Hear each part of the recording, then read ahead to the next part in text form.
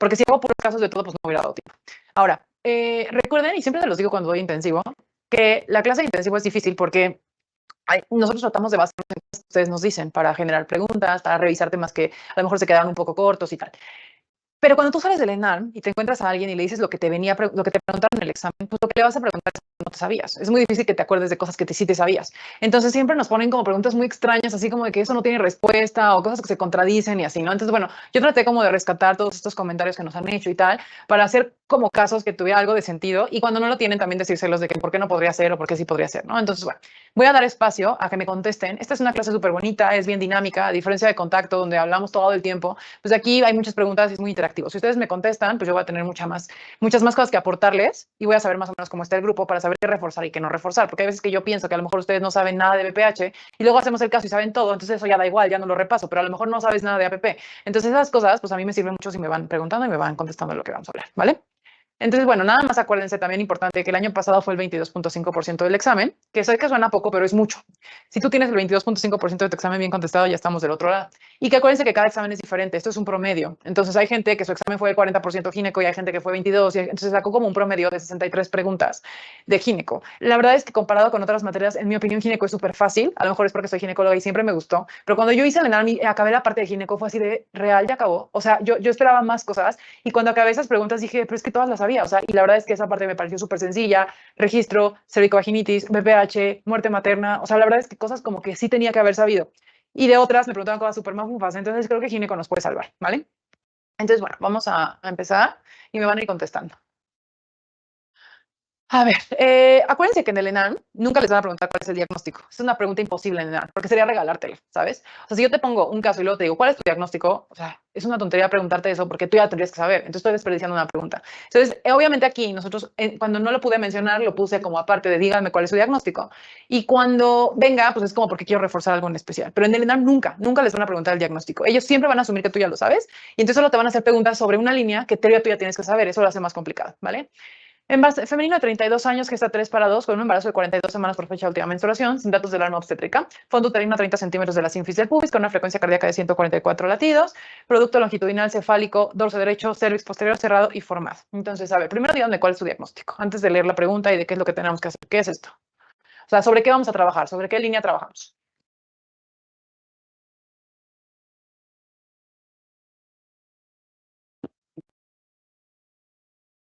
Venga, necesito unas 10 respuestas. Me ponen por ahí embarazo. Sí, claramente estamos hablando de embarazo, pero ¿en qué condiciones está este embarazo? Bueno, acuérdense que después de las 42 semanas, que es lo que te tiene que llamar la atención de este caso, estamos hablando de un embarazo post-término, ¿ok? La guía de práctica clínica de control prenatal, que a mí no me gusta la guía de control prenatal porque siento que es un refrito de todas las demás, pero bueno, nos va a categorizar esto. Y aquí el tip, y esto es importante, en algunas preguntas el año pasado les ponía tal cosa a término. Entonces tú ya tenías que saber cuántas semanas eran. Entonces son definiciones que tenemos que conocer, ¿vale? Término temprano, 37-38.6, a término 39-40.6, término tardío 41-41.6 y posttérmino 42 semanas. Y con un embarazo de 42 semanas, ¿cuál es la conducta más adecuada? ¿Cuál es la respuesta a la pregunta? ¿Qué opinan?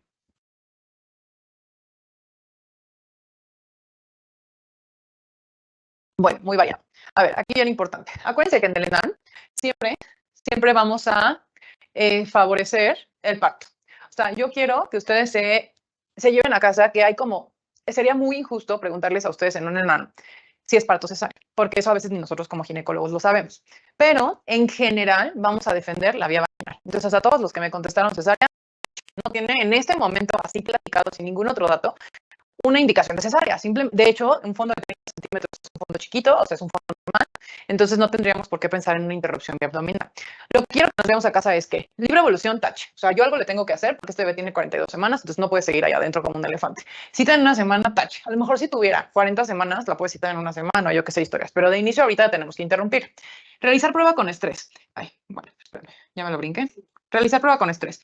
Esto podría ser una respuesta. Yo siempre cuando hemos hablado de esta pregunta, porque somos 5 docentes de gineco y los 5 trabajamos en esta presentación, siempre estamos como en la discusión si la prueba con estrés o maduración cervical. Pero, Antes de hacer una prueba con estrés, tendríamos que hacer una prueba sin estrés y no viene la opción. Entonces, la respuesta va a ser maduración cervical. Interrupción biabdominal, no. Entonces, no vamos a hacer una cesárea, no la vamos a dejar a libre evolución y lo óptimo va a ser favorecer la vía vaginal. Y para lograr favorecer la vía vaginal, vamos a hacer la maduración cervical.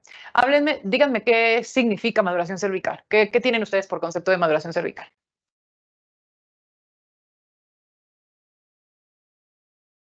Porque a lo mejor no lo contestaron porque no sabían que era maduración cervical. Entonces, díganme qué es eso.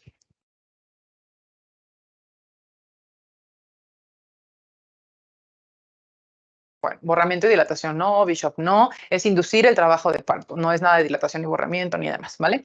Bueno, vamos a hablar de eso. Se debe de inducir a toda paciente que llegue, no sé por qué, me está regresando, perdón, que llegue a las 41 semanas de embarazo. Aquí fue un caso muy extremo, que lo hace todavía más fácil, porque ya con 42 semanas sin duda lo tienes que inducir. Pero la guía práctica clínica nos dice que a partir de las 41 semanas, que es término tardío, ya tenemos que ofrecer, no sé por qué hace eso, espérenme, estoy averiguando por qué no. Debemos de ofrecer la inducción del trabajo de parto, ¿vale? Ahora, hay algunas situaciones en las cuales vamos a inducirlo por un máximo beneficio del recién nacido y de la madre. Entonces, no sé por qué estaba saltando páginas. Ahí está. Tenemos como que poner una balanza en los beneficios maternos y los beneficios del feto. Y aquí les dejo algunas indicaciones de inducción de trabajo de parto, ¿no? De en qué situaciones podríamos ya tener que terminar el embarazo. En este caso, pues el embarazo postérmino. Les digo que no sé por qué hace eso. El embarazo postérmino es la indicación. Aquí está. No sé por qué hace eso. ¿Pero qué es esto? Bueno, sigo. Ahora, es un factor de riesgo para el parto postérmino. Por ahí ya se había salido, pero díganme a los que no lo vieron o a los que sí lo vieron, para que yo piense que todos lo sabían. Gracias por apoyarme de que la pantalla es tan no yo. No me había tocado esta, me habían tocado las otras. Bueno, la mayoría lo vio, es obesidad. Un factor de riesgo para parto postérmino es obesidad. Y feto masculino, acá se los dejo por ahí está. Principal riesgo fetal en el embarazo postérmino. O sea, ¿por qué creen que ustedes creen cuál es el riesgo más alto que le pase a ese bebé si yo lo dejo ahí más tiempo? Siempre me contestan aspiración de meconio. ¿Por qué creen que tiene que ver? ¿Qué tiene que ver la aspiración de meconio? O sea, sí puede aspirar meconio, cualquier bebé que tenga meconio, pero no es un especial riesgo del bebé postérmino. O sea, no es algo que me preocupe cuando yo veo y se me presenta enfrente una mujer de 30. O sea, imagínense que ustedes están en urgencias y les llega una señora y les dice, hola, tengo 42 semanas. ¿Qué piensan? O sea, piensan, ah, perfecto, señora, nos vemos la semana que entra. Los embarazos llegan a las 43. O sea, ¿cuál es tu mayor temor de ese bebé de 42 semanas? El mayor riesgo, vean cómo dice, principal riesgo fetal que tiene esta paciente es óbito. ¿Por qué se mueren los bebés post-término? Porque la placenta deja de mandar suficiente oxígeno. No es lo mismo alimentar a un bebé de 1,400, 1,500, 2,800, 3 kilos a mandar oxígeno suficiente para un bebé que pese más de 3 kilos en ciertas condiciones. Entonces, tu principal riesgo del post-término va a ser el óbito. Ahora, en estos casos, ¿qué se recomienda durante el trabajo de parto? Esto que están viendo, recuerden que el trabajo de parto cada vez hemos visto que tiene que ser menos invasivo y tenemos que tener algunas conductas de las cuales vamos a hablar ahora, pero ¿qué se te ocurre que le debemos de ofrecer a una señora con un embarazo de 42 semanas durante su trabajo de parto?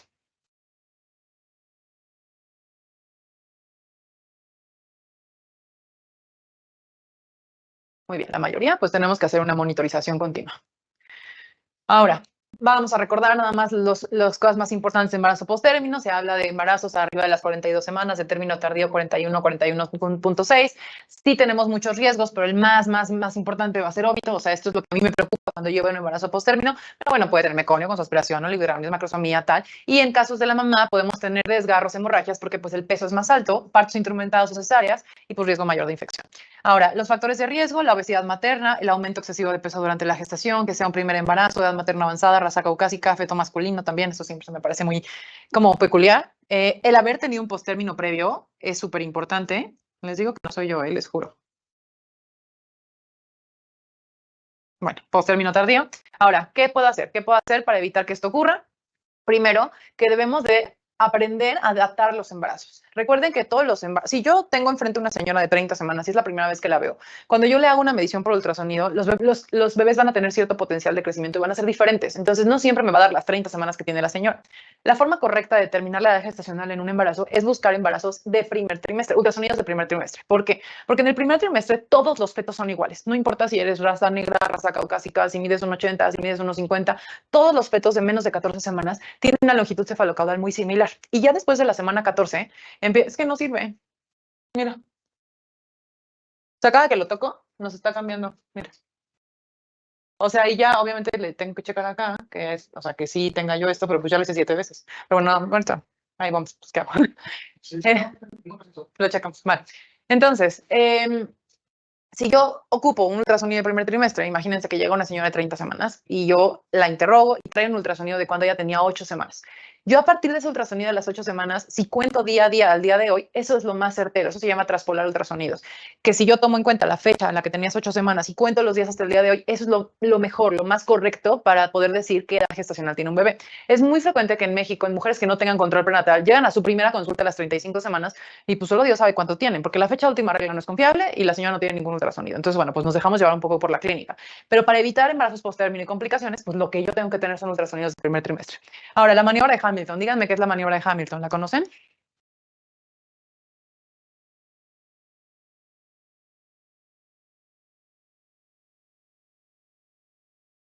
Romper membranas. No. Despegar membranas. ¿Cómo despego las membranas?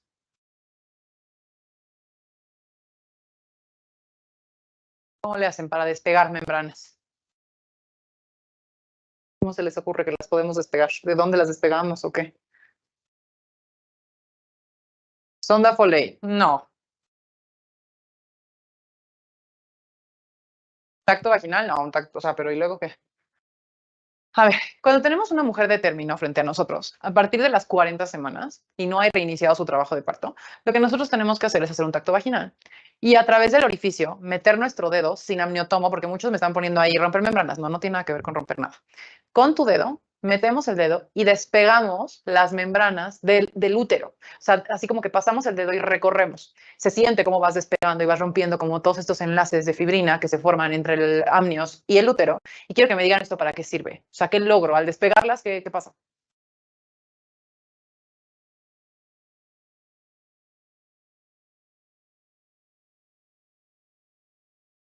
Pues sí, libera prostaglandinas. Entonces, cuando yo libero esas prostaglandinas, voy a favorecer una inducción natural, porque el siguiente paso sería darle prostaglandinas a la paciente. Las prostaglandinas lo que van a hacer va a ser romper los enlaces de colágeno que hay en el cervix, porque recuerden, voy a hacer un bonito dibujo, que el útero es una perita, ¿no? Entonces, en la parte interna yo tengo al bebé. Aquí está, bebé, perfecto. Bueno, las fibras del útero están puestas en esta dirección, en todo el útero, pero en el cervix están atravesadas. Hay 3 capas musculares con sus correspondientes fibras de colágeno y hay una mayor concentración de colágeno en esta región. Esto es lo que le da fortaleza al cervix, es lo que hace que sea duro. Entonces, lo que yo hago con las prostaglandinas es romper estos enlaces. Bueno, si pudiera dibujarlo.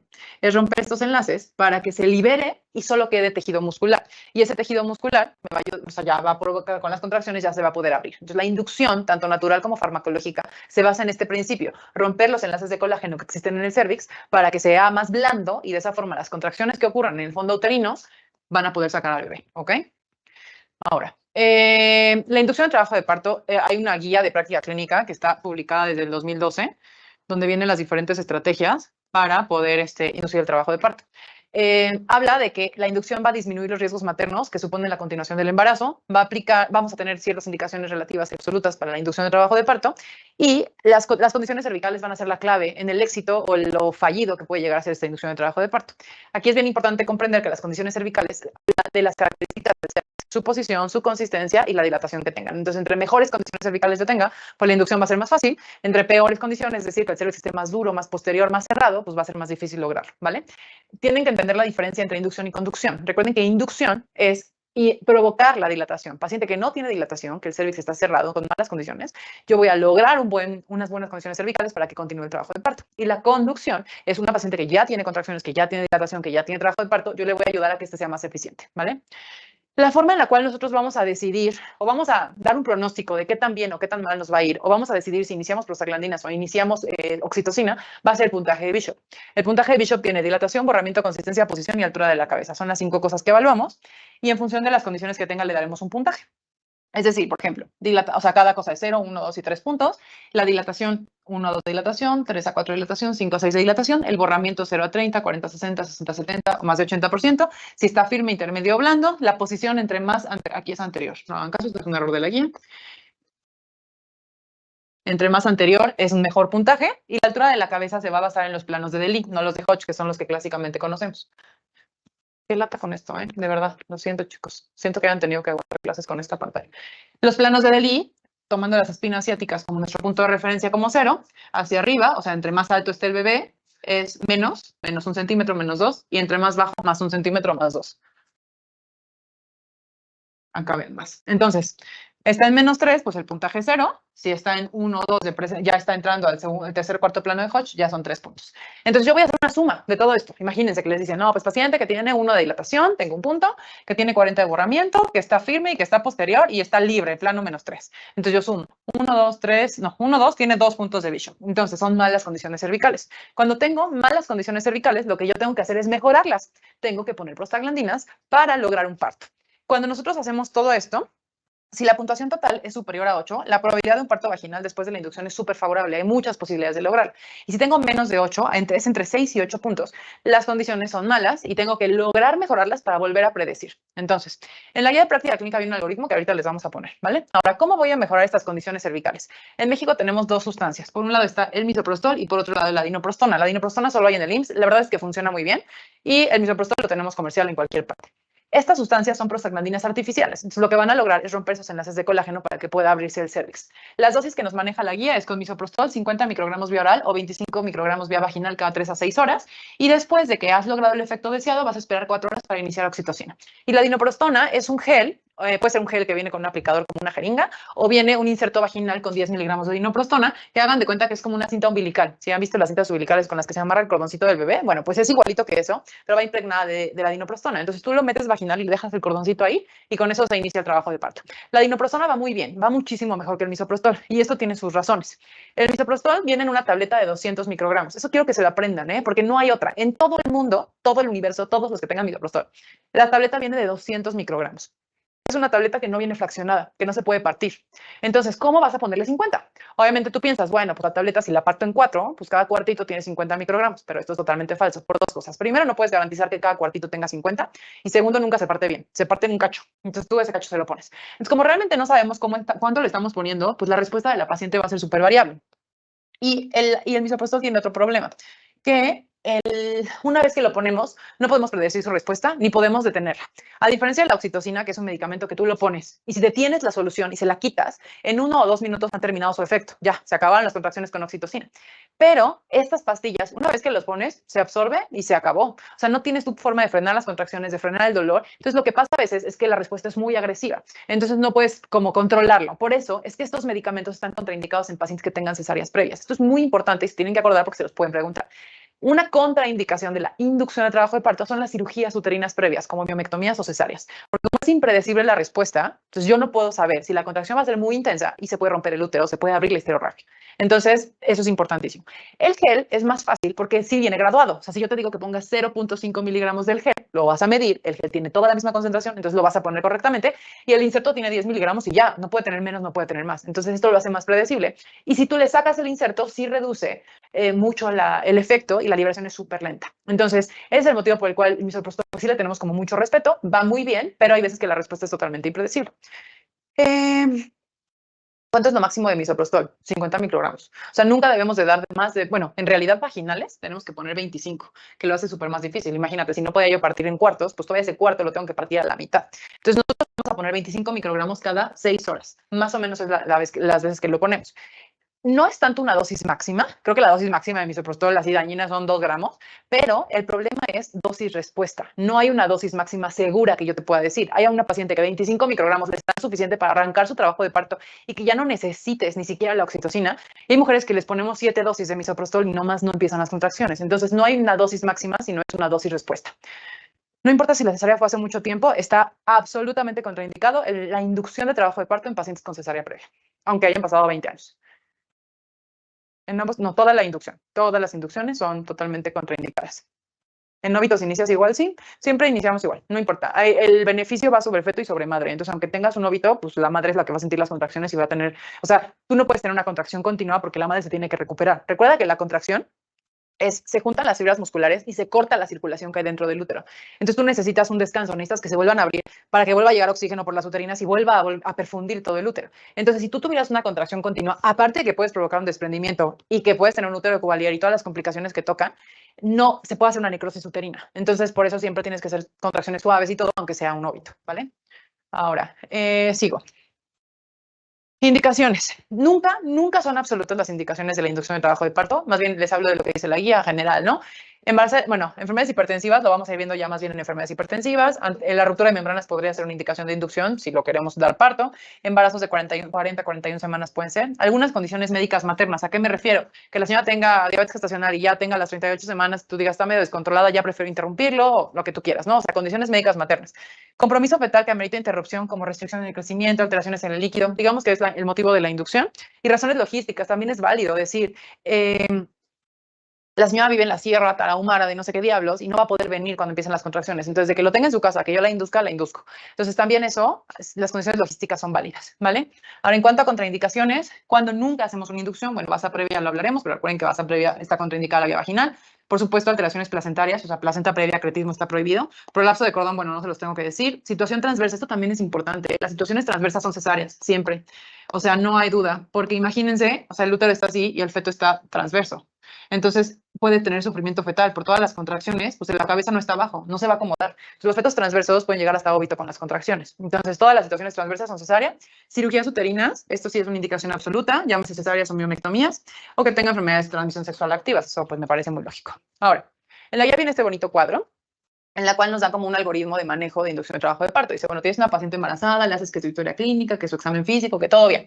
¿Hay alguna indicación para inducir? Bueno, no veo porque está esto, pero creo que dice 40 semanas o de término o algo. Dice, ¿hay alguna indicación para inducir el trabajo de parto? No, pues que sí. Fíjate que la señora tiene 39 semanas, es hipertensa, tiene buenas condiciones para un feto y demás, ¿no? Perfecto. Entonces, vamos a platicar con la paciente sobre los riesgos, vamos a tener un consentimiento informado, vamos a hacer una evaluación del feto, le vamos a hacer un registro tocográfico para ver que el bebé está bien, vamos a hacer un tacto vaginal para evaluar el cervix y vemos los factores de riesgo.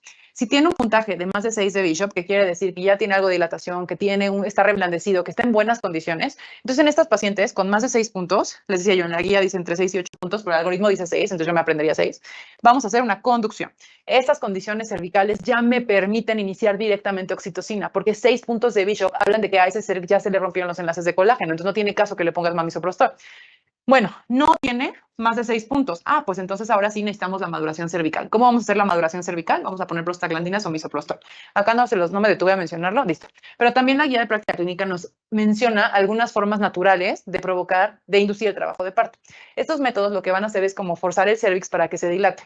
En México no hay dilatadores. Estos dilatadores higroscópicos, hagan de cuenta que son palitos, como palitos chinos, que están hechos de un material que al chupar el agua se van inflando, como una barra como para que las ubiquen, han puesto pegamento, esta pistola de pegamento, ¿cómo se llama? De silicón.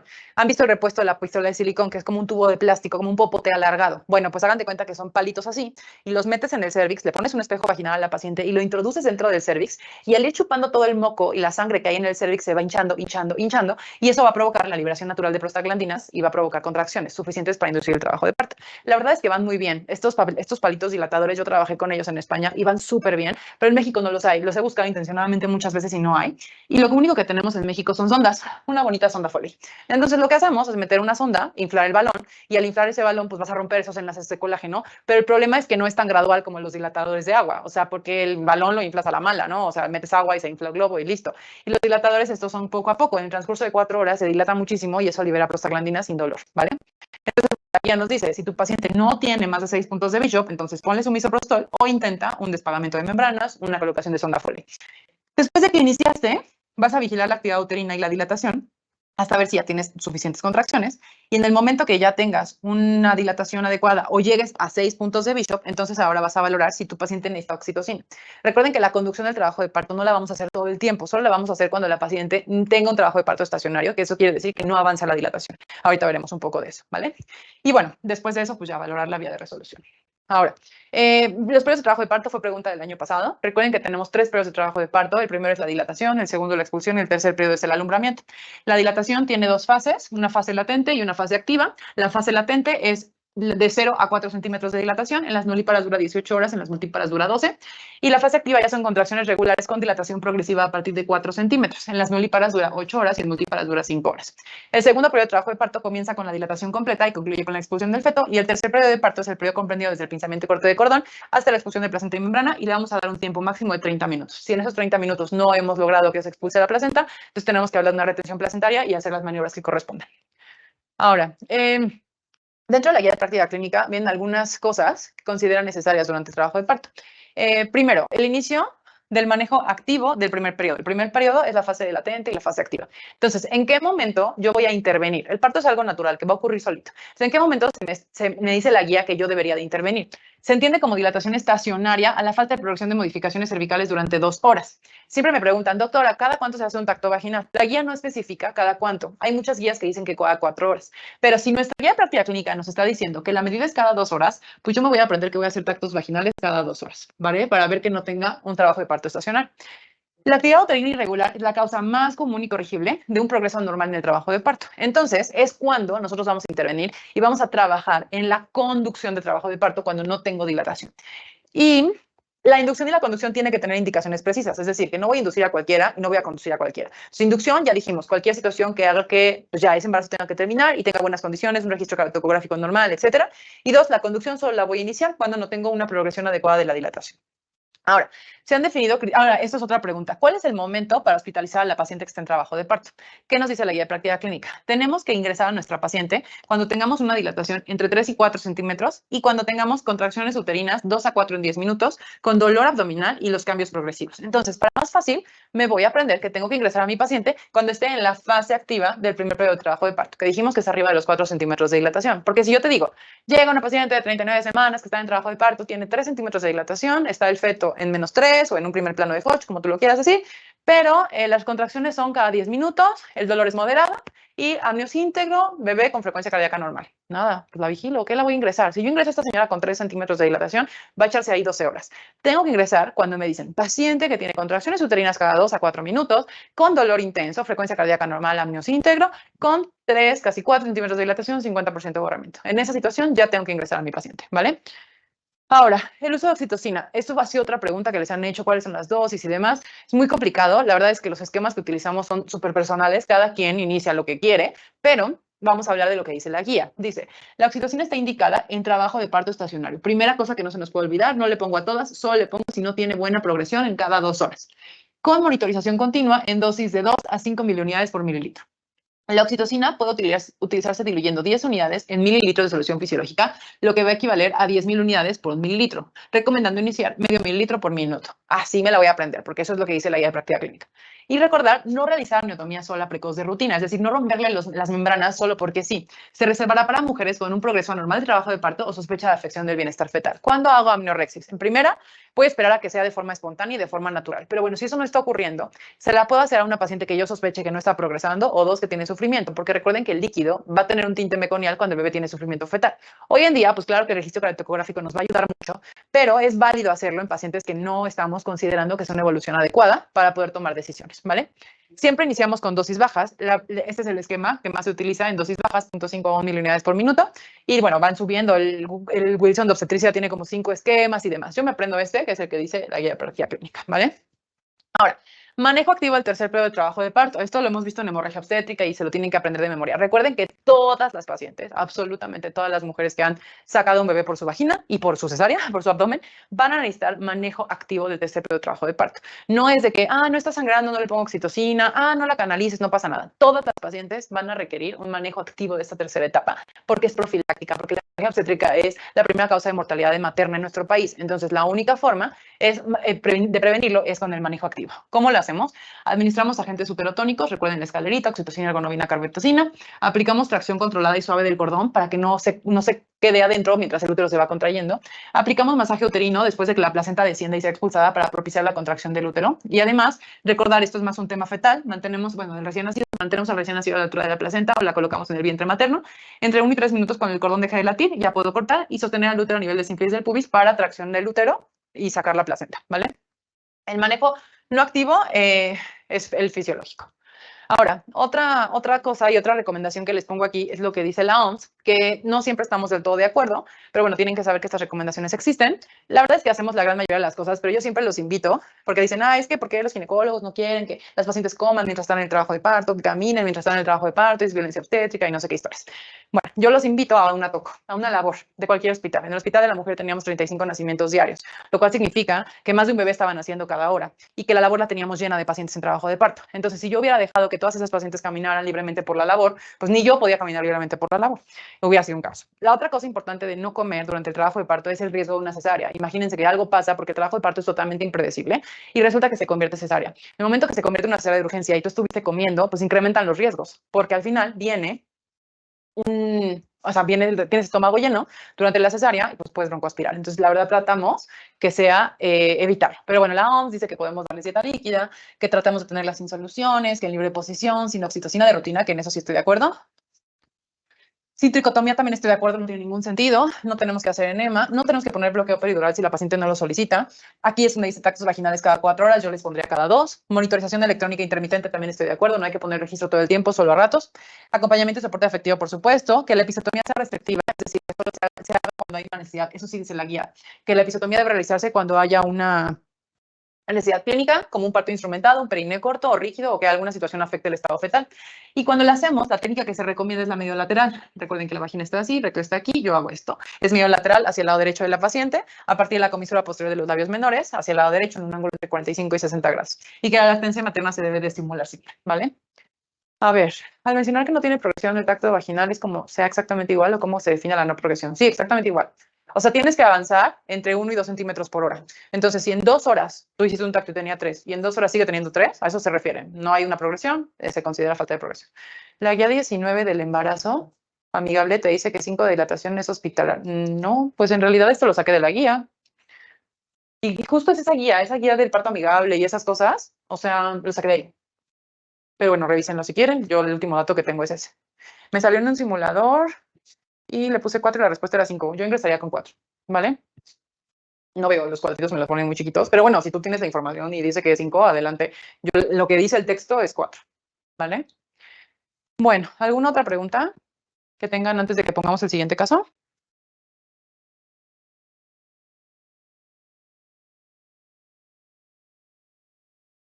¿Cómo era el periodo expulsivo prolongado con primi y multi se le ponía raqui y así? ¿A qué te refieres? A ver, el tema de la primigesta, 1 hora, multigesta, 2 horas, el expulsivo, la verdad es que también es muy subjetivo porque depende mucho de las condiciones en las que estés y cómo está pujando la paciente, si tiene bloqueo o si no tiene bloqueo. En una primigesta, el expulsivo debe durar 30 minutos, máximo 1 hora, y en una multigesta, 1 hora, máximo 2 horas. Entonces, bueno, eso tenerlo en cuenta. Si le pones bloqueo, los tiempos se aumentan. Entonces, si tu primigesta tenía hasta 1 hora, ahora cambia hasta 2 horas, y la multigesta no puede rebasar las 2 horas, pero bueno, que esté igual, máximo 2 horas con bloqueo. Pero en realidad ahí 2 horas tener un bebé en expulsivo ni llegas porque tienes el monitor y estás viendo si hay descenso de la frecuencia cardíaca y demás. Pero el expulsivo prolongado, en realidad en general se define con más de 2 horas en multigestas, más de 1 hora en primigestas. En el ENAM suelen preguntar complicaciones de la episiotomía. Esa pregunta también me la hicieron unos compañeros de la semana pasada que di curso. Complicaciones de la episiotomía, desgarro anal, o sea, obviamente que tengas cualquier desgarro, una mala reparación y que tengas incontinencia rectal sería como tu complicación. Aunque no tal cual de la episiotomía, sino del desgarro. Yo creo que complicación de la episio sería que no fuera bien reparada. Pero yo creo que la pregunta más que complicación del episo es la complicación de los desgarros vaginales. Entonces, la complicación de los desgarros vaginales es que no identifiques que se desgarró el esfínter y que no hagas una reparación adecuada. Por lo tanto, la paciente tenga incontinencia rectal, puede tener infección, puede tener un absceso, puede tener un hematoma en esa región porque se retrae. Recuerden que el músculo, o sea, en el recto, que está justo aquí, el esfínter del recto es un círculo. Entonces, si se te fue, esto se va para atrás, se retrae como una liga. Entonces, cuando tú empiezas a reparar, no los identificas. Y la técnica para reparar el esfínter, cuando te das cuenta de que te llevaste el esfínter o que se desgarró el esfínter, es traccionar con una pinza y lo jalamos para volverlo a tomar y juntarlo con su amigo. Acá, ay, perdón, otra vez. O sea, ya, todas las respuestas. Para juntarlo con su amigo del otro lado. Entonces, tú tienes que tomarlo, jalarlo con una pinza y suturar aquí. Entonces, cuando no lo haces adecuadamente, pues tu complicación sería una incontinencia rectal, eso sería lo que yo contestaría, pero como cualquier desgarro, puede ser un hematoma, puede ser una infección, puede ser un absceso o puede ser una incontinencia rectal si no está bien reparado o no lo detectaste adecuadamente. O incluso que al tratar de suturarlo no se vuelva a desentar.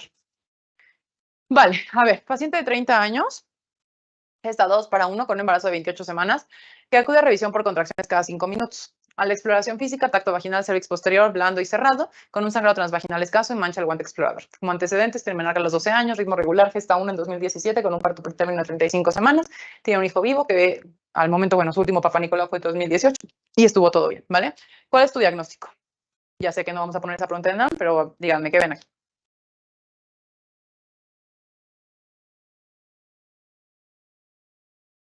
Bueno, la mayoría muy bien, amenaza de parto pretérmino. Para corroborar el diagnóstico, ¿tú qué solicitas? Acuérdense que en el ENAR esta sería tu primera pregunta. Te presentan este caso y luego te dicen, para corroborar tu diagnóstico, que tú ya tienes en tu mente, ¿cuál sería tu respuesta? Le hago un registro, un exudado, fibronectina, cultivos, cristalografía. ¿Alguien bien? ¿Todos lo tienen muy claro? Fibronectina, ultrasonido obstétrico y ultrasonido endovaginal. Recuerden, es que no veo. Espérenme, es que no veo. Tengo una cosa en la pantalla que yo veo que tiene una cosa negra y no arriba.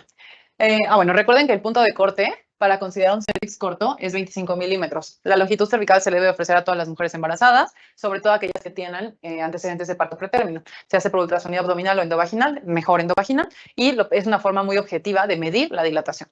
La presencia de fibronectina fetal en las secreciones cervicovaginales después de la semana 22 es un marcador de la disrupción de la interfase decido-endometrial. Recuerden que decíamos, esta zona donde yo puedo despegar con mis dedos las membranas del útero, libera, al romper esos enlaces de fibrina, una sustancia que se llama fibronectina. Si yo esa fibronectina la mido en vagina, entonces me habla de que hay movimiento, hay despegamiento natural de esas membranas y hay riesgo de parto pretérmino, ¿vale? O sea, me habla de qué tan grave es el cuadro que estoy presentando. Si tu paciente yo te digo, oye, tiene una contracción cada 10 minutos, está bien, tiene algo de dolor, bueno, le hago una fibronectina y sale positiva, sale arriba de 50 nanogramos, yo sé que realmente tiene contracciones efectivas, entonces la tengo que ingresar y le tengo que dar manejo. A lo mejor la fibronectina me sale negativa, el cervix normal, nada, la mando a su casa con cualquier tocolítico y listo. Esa es la utilidad de estos estudios. Ahora, posterior a los estudios, usted confirma que se trata de una PP efectiva y tal. ¿Cuál es la conducta? ¿Qué le hago a estos pacientes?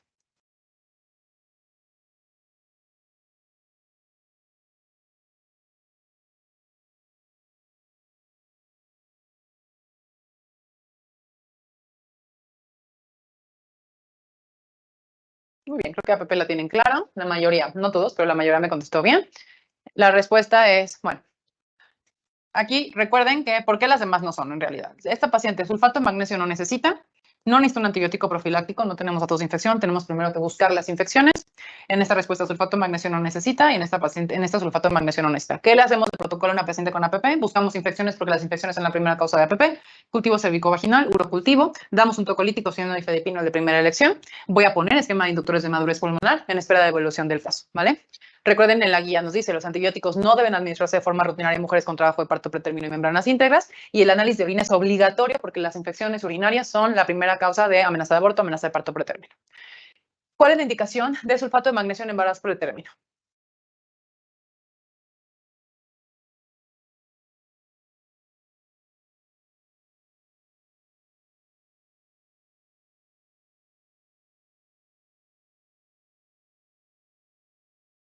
A ver, contéstenme varios porque me están contestando mal. Ay.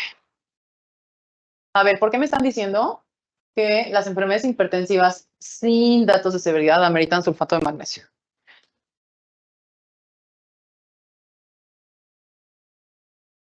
O sea, en general, ¿para qué sirve el sulfato de magnesio en estos pretérminos? No me digan que no convulsionen. Ya sé que en preeclampsia sirve para evitar las convulsiones, manejo de convulsiones y demás. En embarazos pretérmino, ¿qué beneficio le vamos a dar al feto al ponerle sulfato de magnesio? Es neuroprotección. Pero recuerden que el sulfato de magnesio no deja de ser un veneno para la mamá. Tenemos que ponerle una sonda, estar vigilando que la esté orinando, estar viendo que no haya datos de toxicidad por el sulfato de magnesio. Entonces tratamos de darlo exclusivamente en situaciones muy graves en las cuales el bebé está a punto de nacer e idealmente antes de las 32 semanas de embarazo. Eso es parte de lo que nos dice la guía. Les puedo decir que en la vida real muchísimas veces lo aplicamos, aunque no tengamos 32 semanas, podemos ponerlo a 33, 34, 35 sin tanto problema, pero 31 semanas, 32 semanas es imperativo por el riesgo altísimo de complicaciones neurológicas que tienen los bebés en esas semanas de gestación.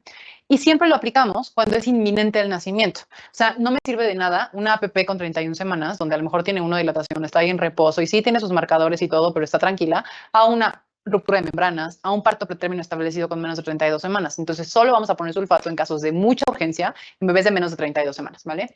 Dice la guía, se recomienda la administración de sulfato de magnesio por 24 horas en mujeres con parto pretérmino para reducir el riesgo de parálisis cerebral, es neuroprotección. Y la administración de sulfato antes de las 32 semanas reduce las parálisis cerebrales, son como las evidencias que nos da la clínica, la guía. ¿Cuál es el orden que recomiendan los tocolíticos? Ahorita regamos a los tocolíticos. Se considera una medida preventiva para el parto preventiva, para el parto pretérmino en pacientes primigestas con cervix corto. A ver, ¿qué opinan de esto?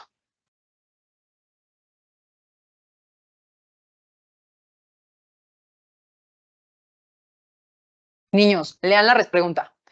Medida preventiva para el parto pretérmino en pacientes primigestas. Nunca ha tenido un parto. ¿Le van a poner un cerclaje a una señora que nunca ha tenido un parto? ¿Están seguros? Bueno, en este sí nos estamos equivocando. El reposo absoluto no sirve de nada. De nada. No hay ninguna evidencia que diga que una señora con cervix corto acostarse le va a servir de algo. Nada. Puede hacer CrossFit si quiere, me da lo mismo. Nifedipino. Nunca damos nifedipino profiláctico. El nifedipino se da cuando la paciente tiene actividad uterina documentada, entonces le voy a dar un tocolítico, si no, no se lo voy a dar. Cerclaje cervical, lo dejamos ahí de, bueno, vamos a ver. Prostaglandinas. ¿Qué dijimos que hacían las prostaglandinas? Para todos los que me están contestando 4.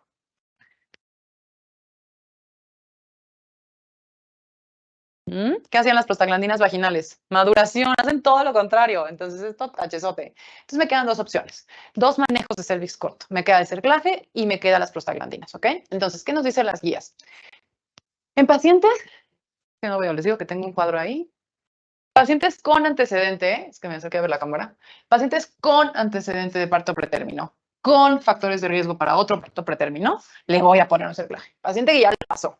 Recuerden que el cerclaje es una cirugía, es una anestesia en el embarazo. Te ponen un bloqueo y luego te amarran el cervix con una aguja gigantesca y una cinta súper grande y literal lo amarran con un nudo. No es algo inocuo. Es una cosa bien agresiva que tiene complicaciones, bueno, tiene riesgos, entre ellos ruptura de membranas, desencadena trabajo de parto, tener infecciones, tienes que usar tocolíticos todo el embarazo, miles de historias, ¿no? Entonces, no vamos a ponérselo a cualquiera. Se lo vamos a poner a pacientes que realmente se puedan beneficiar de un cerclaje. Y esto nos lo vamos a aprender como pacientes que tengan un antecedente de parto pretérmino y tengan el cervix corto en la medición. O sea, a esta señora literal se le va a venir otra vez ese bebé.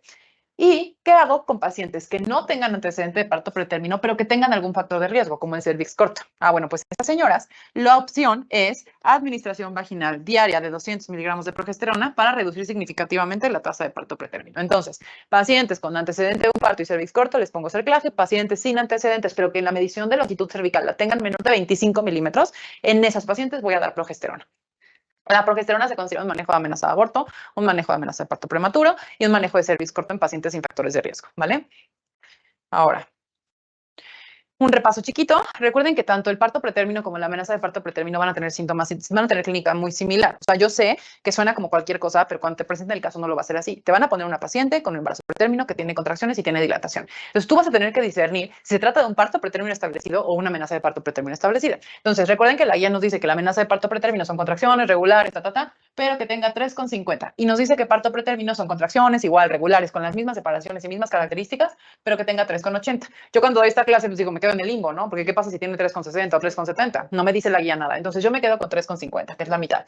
Si tengo menos de 3,50, es una amenaza de parto, y si tengo más de 3,50, tengo un parto pretérmino. Entonces, cuando ya tengo esta clínica y esta sospecha, lo primero que voy a hacer es ver si realmente estas contracciones y esa dilatación son riesgosas. Entonces le voy a hacer a mi paciente mis pruebas. Le voy a hacer una fibrometría y le voy a hacer una longitud cervical.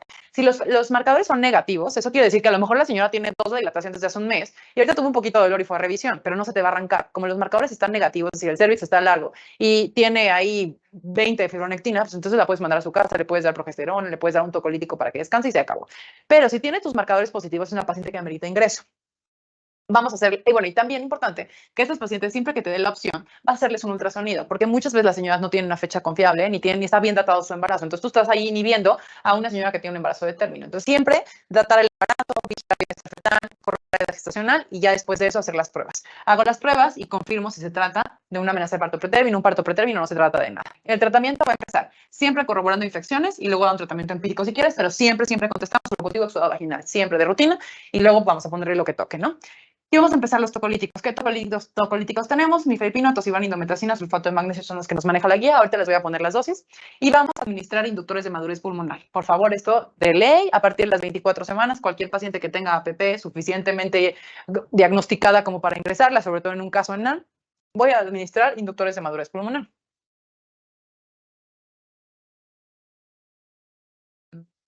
Vamos a ver para que se vea. Ahí está.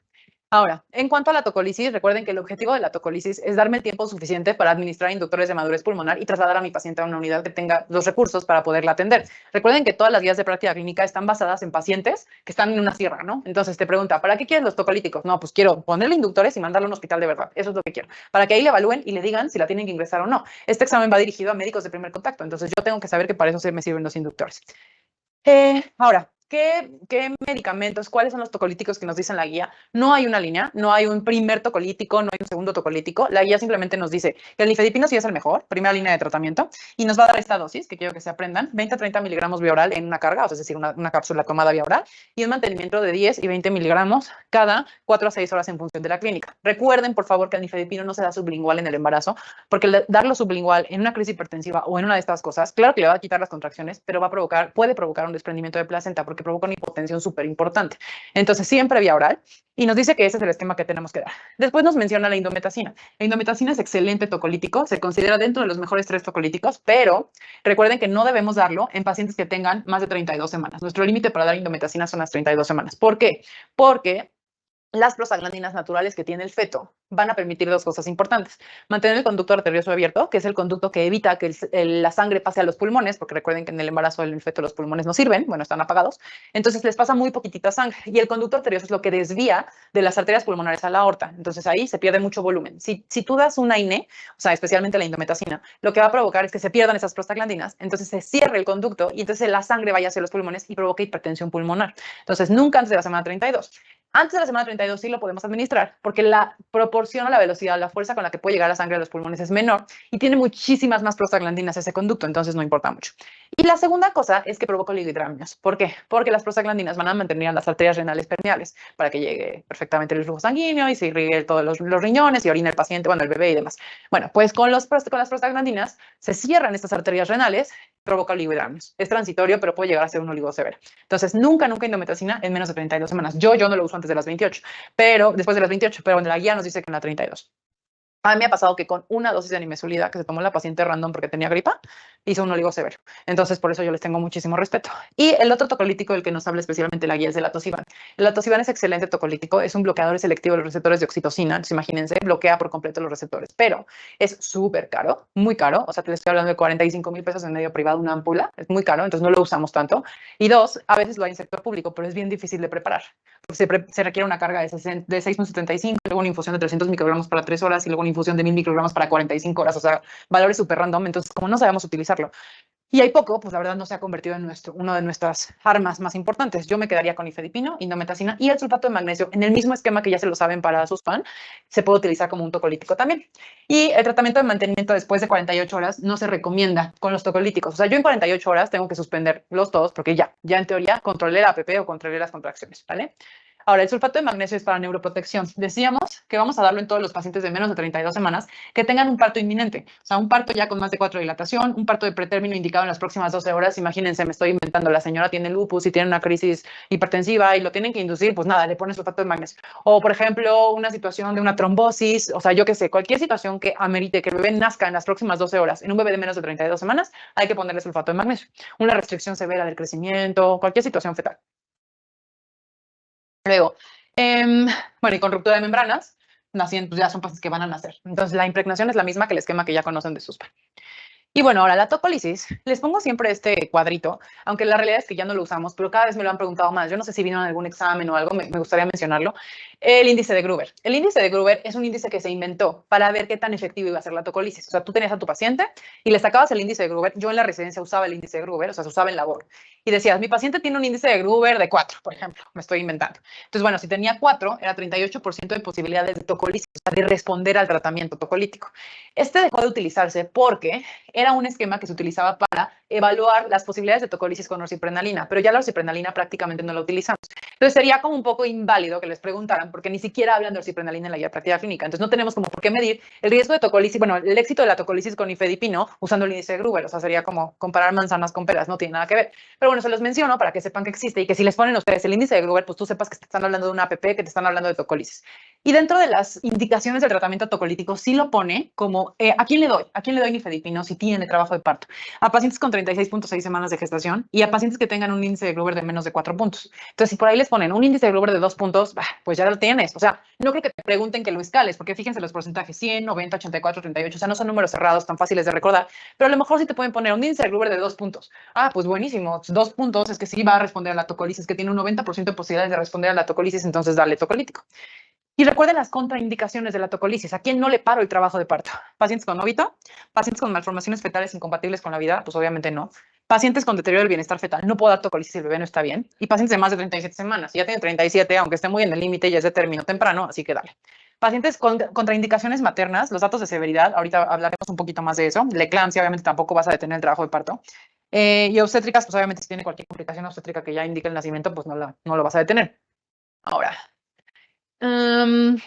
los inductores, bueno, esto es un recordatorio que se tiene que dar con la intención de lograr a 7 días el máximo beneficio de los inductores. Entonces, los dos esquemas que tenemos ahorita como que quiero que se aprendan son con betametasona y con dexametasona. Sí hay un esquema con hidrocortisona, pero la verdad es que ya tiene años que no se utiliza. Vean otra vez, ahí está. No, yo creo que son zonas de la pantalla donde sí pinta y donde no pinta. Esa es mi sospecha. Con betametasona, cada 2 dosis de 12 miligramos cada 24 horas y con dexametasona, 4 dosis, 6 miligramos cada 12 horas, ¿vale? El ciclo de rescate, que es cuando una paciente, fíjense, paciente que ya tiene un riesgo de parto pretérmino en los próximos 7 días y que ya recibieron una terapia antenatal con corticosteroides en más de 14 días. Ejemplo, paciente de 32 semanas, viene contracciones, APP, guacha, y le dieron inductores, ¿no? A las 32 semanas. Y luego regresa a la semana 35, nuevamente con APP, nuevamente con molestias, con fibronectina, con la historia que tú quieras. Entonces, ¿le vuelvo a dar o no le vuelvo a dar? Ya le di en la semana 32. Si han pasado más de 14 días, se puede repetir el esquema, pero no se lo repito completo. Solo le doy una dosis de 12 miligramos intramuscular y ya con eso lo rescato, ¿vale? Esto también es bien importante. Se debe administrar una primera dosis de corticosteroides prenatales, aun si la capacidad de dar la segunda dosis es improbable. Esto ayuda tanto que si, por ejemplo, tienes una paciente en trabajo de parto, llega con 6 de dilatación y tú dices, no, bueno, pues ya la voy a dejar a libre evolución, ya, o sea, o le intento dar cualquier cosa para frenarlo, pero lo más seguro es que se siga.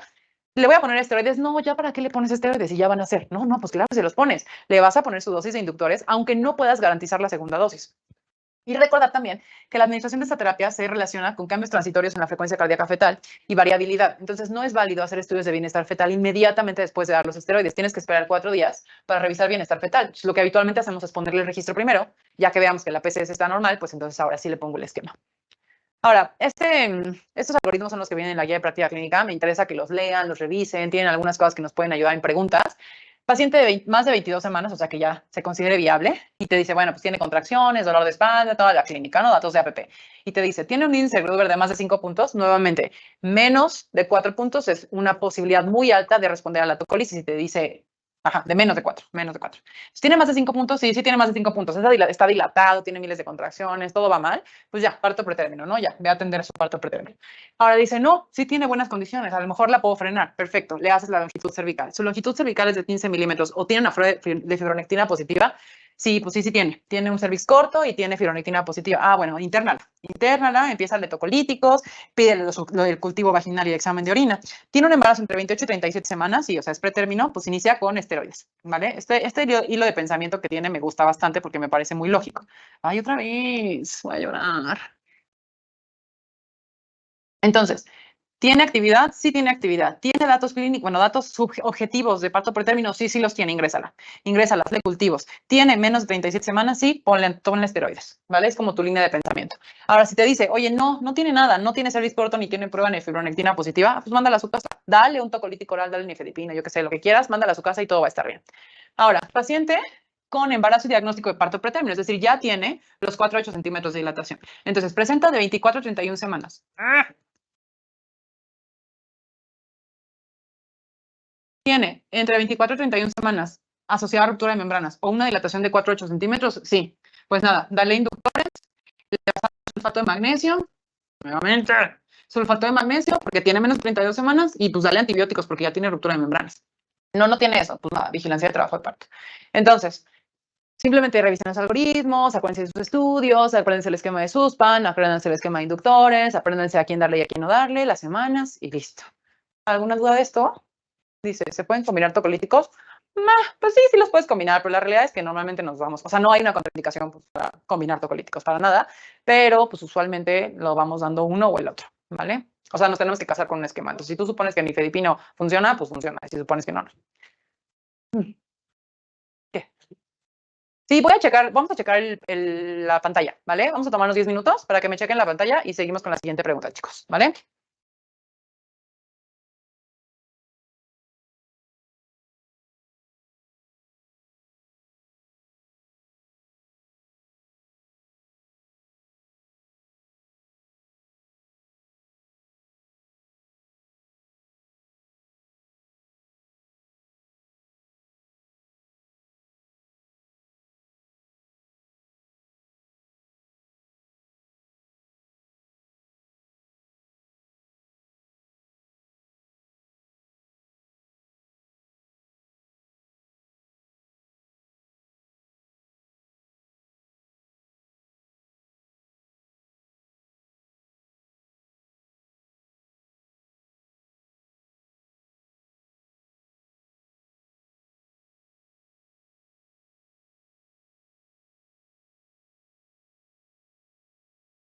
Conseguimos, ya tomamos unos minutitos. ¿Están ahí? En teoría ya funciona óptimamente. Vale, pues vamos con otra pregunta. Paciente de 28 años, gesta 2 para 1, con embarazo de 31 semanas, que acude a revisión por una contracción cada 5 minutos. A la exploración física, tiene un cervix anterior con 4 centímetros de dilatación, 50% de borramiento, amnios íntegro, como antecedente, menor que a los 12, ritmo regular, gesta 1 2017 con parto pretérmino de 35 semanas, y refieren cono cervical en 2014 por NIC2, sin seguimiento. Entonces, cuéntenme, ¿cuál es el diagnóstico?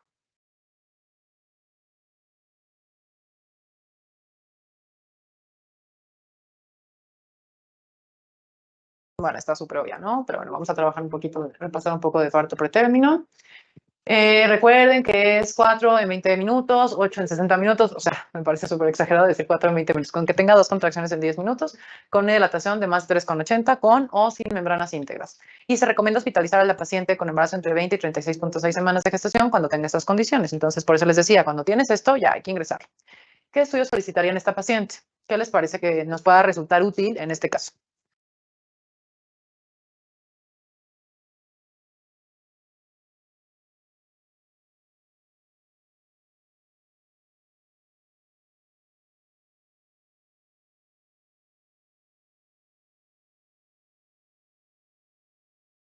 Bueno, muy variada la respuesta. Es biometría, ultrasonido y cultivos. ¿Por qué? El ultrasonido endovaginal me sirve para longitud cervical. Ahorita me da igual porque la señora ya tiene 4 de dilatación. Fibronectina me da igual porque la señora ya tiene 4 de dilatación. Cristalografía no necesito porque no tiene ruptura de membranas. Y fibronectina me da igual porque ya tiene 4. Entonces la única que nos quedaba son estudios generales y cultivos para ver si encontramos por qué pasó esto. Y el ultrasonido para confirmar la edad gestacional. ¿Cuál es la dosis de inductores de madurez pulmonar en este caso?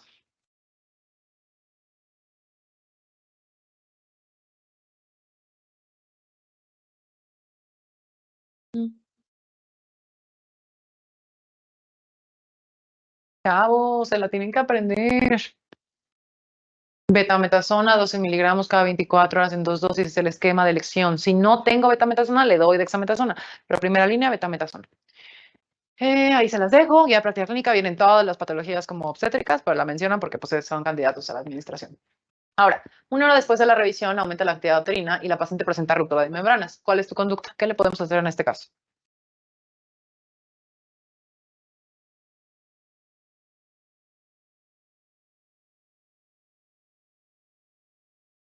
¿Qué se les ocurre?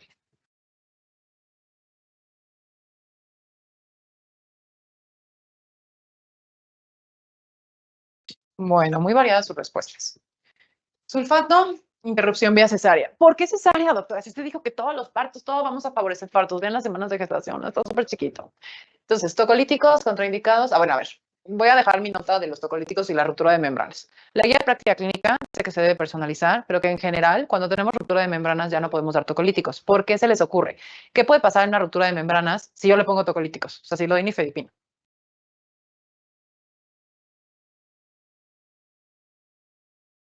Bueno, no va a pasar la coriamnoitis por el nifedipino, pero puede presentarse una coriamnoitis, o eso le puede pasar una ruptura. Y la clínica de la coriamnoitis empieza con aumento de la actividad uterina y dolor uterino. Entonces, si yo le doy el nifedipino a una señora con ruptura, voy a enmascarar el cuadro clínico de una corio. Entonces, bueno, es muy variable. Hay algunos algoritmos que dicen que sí lo podemos usar en lo que completamos el esquema de inductores de madurez pulmonar. Hay otros que dicen que no, pero de inicio a mí me gustaría con que se quedaran con que no es lo óptimo dar tocolíticos en una ruptura de membranas. Entonces, bueno, están.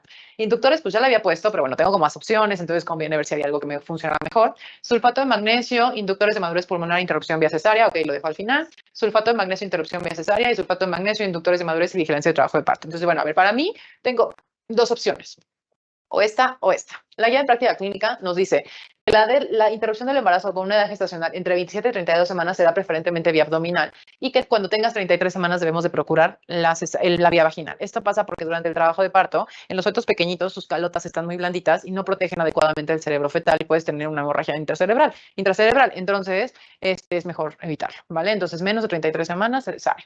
Ahora, recuerden que dijimos vamos a administrar las esteroides aunque no podamos garantizar la segunda dosis. Vamos a dar sulfato de magnesio y estos son los beneficios que nos dan los inductores de madurez pulmonar. Me va a reducir el síndrome de estrés respiratorio, me va a reducir el riesgo de hemorragia interventricular, el riesgo de enterocolitis necrotizante, reduce las admisiones a cuidados intensivos, disminuye las infecciones en los nacimientos en las primeras 48 horas y reduce la muerte. Son todos los beneficios que nos pueden preguntar cuál es un beneficio o menciona cuál no es un beneficio, lo que sea, entonces ténganlos en cuenta, ¿vale?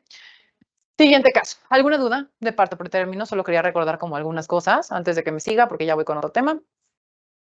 ¿O todo lo tienen claro?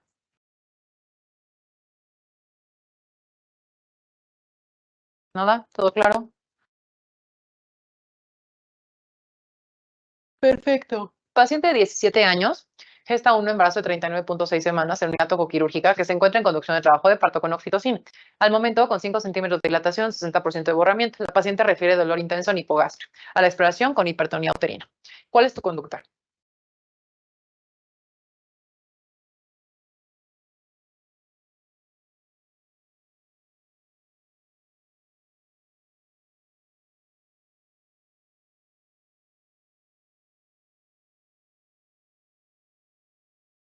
Bueno, la mayoría me contesta bien, vamos a parar. Cuando yo tengo un trabajo de parto con una adecuada dilatación, todo bien, en el momento solo me está mencionando que la señora tiene hipertonía, pues entonces empiezo por detener todo y valorar bienestar fetal, ¿vale? No es una indicación de cesárea, no sé cómo está el feto, no voy a continuar porque pues entonces sí voy a lograr que se desprenda. Sí le puedo poner analgesia, pero primero tengo que ver cómo está el feto, ¿vale? En el registro cardiotocográfico se registran 3 contracciones en 10 minutos con desaceleraciones tardías con variabilidad conservada. ¿Esto qué se considera? Díganme qué sabemos de registro.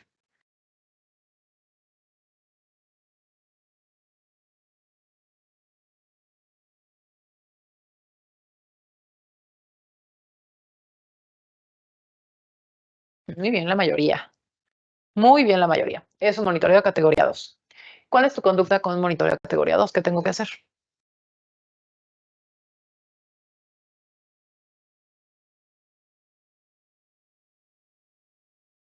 ¿A poco con un categoría 2 la vamos a operar corriendo? ¿Qué dice un categoría 2? ¿Qué tengo que hacer? ¿Qué es un registro categoría 2? O solo me pusieron categoría 2 porque le sonaba como algo así, como categoría 2.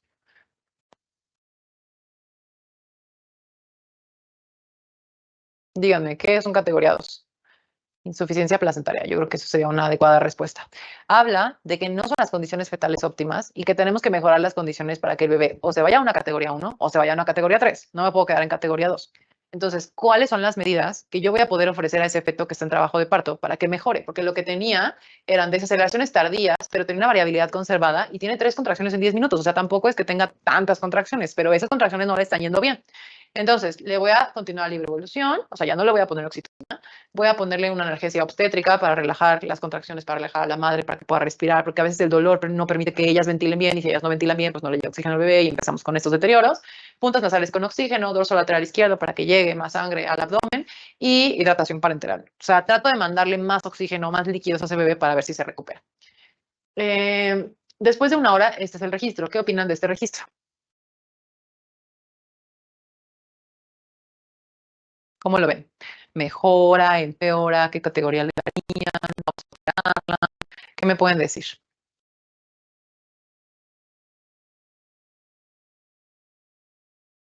No, chavos. No tiene poca variabilidad, ni es un patrón sinusoidal, ni es una indicación necesaria. Este es un registro total y absolutamente normal con una monitoreo de intraparto categoría 1. A ver, ahorita vamos a ver muchos registros, pero les presento el registro cartográfico. En esta parte tenemos a mamá. Ahora les digo que yo creo que son partes de este que no funciona.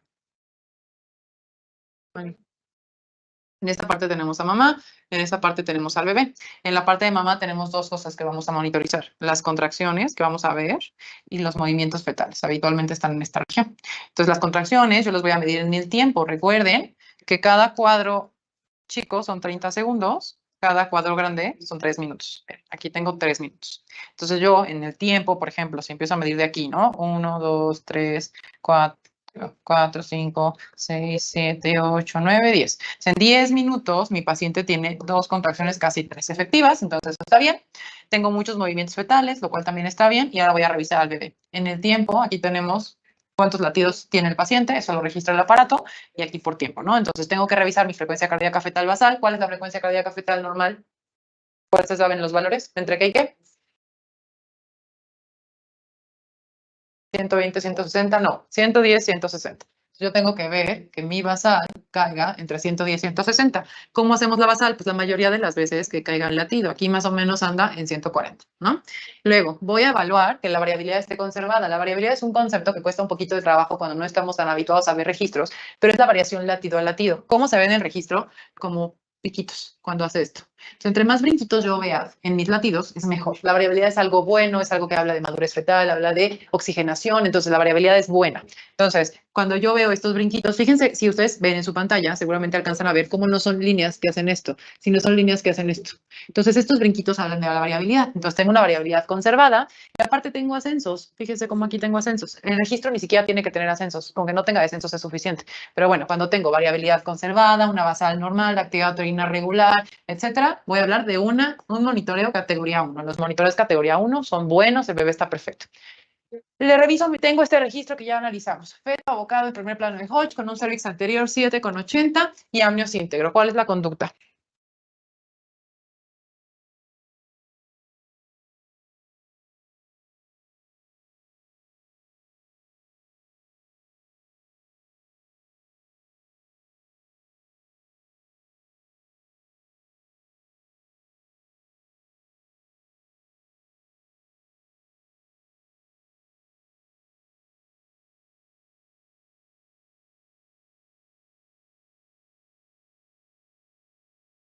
Bueno, la mayoría muy bien, pues ese registro está fabuloso, yo no tengo que intervenir de ninguna forma porque la paciente ha evolucionado bien y tiene contracciones regulares, así que la dejo a libre evolución, ¿vale?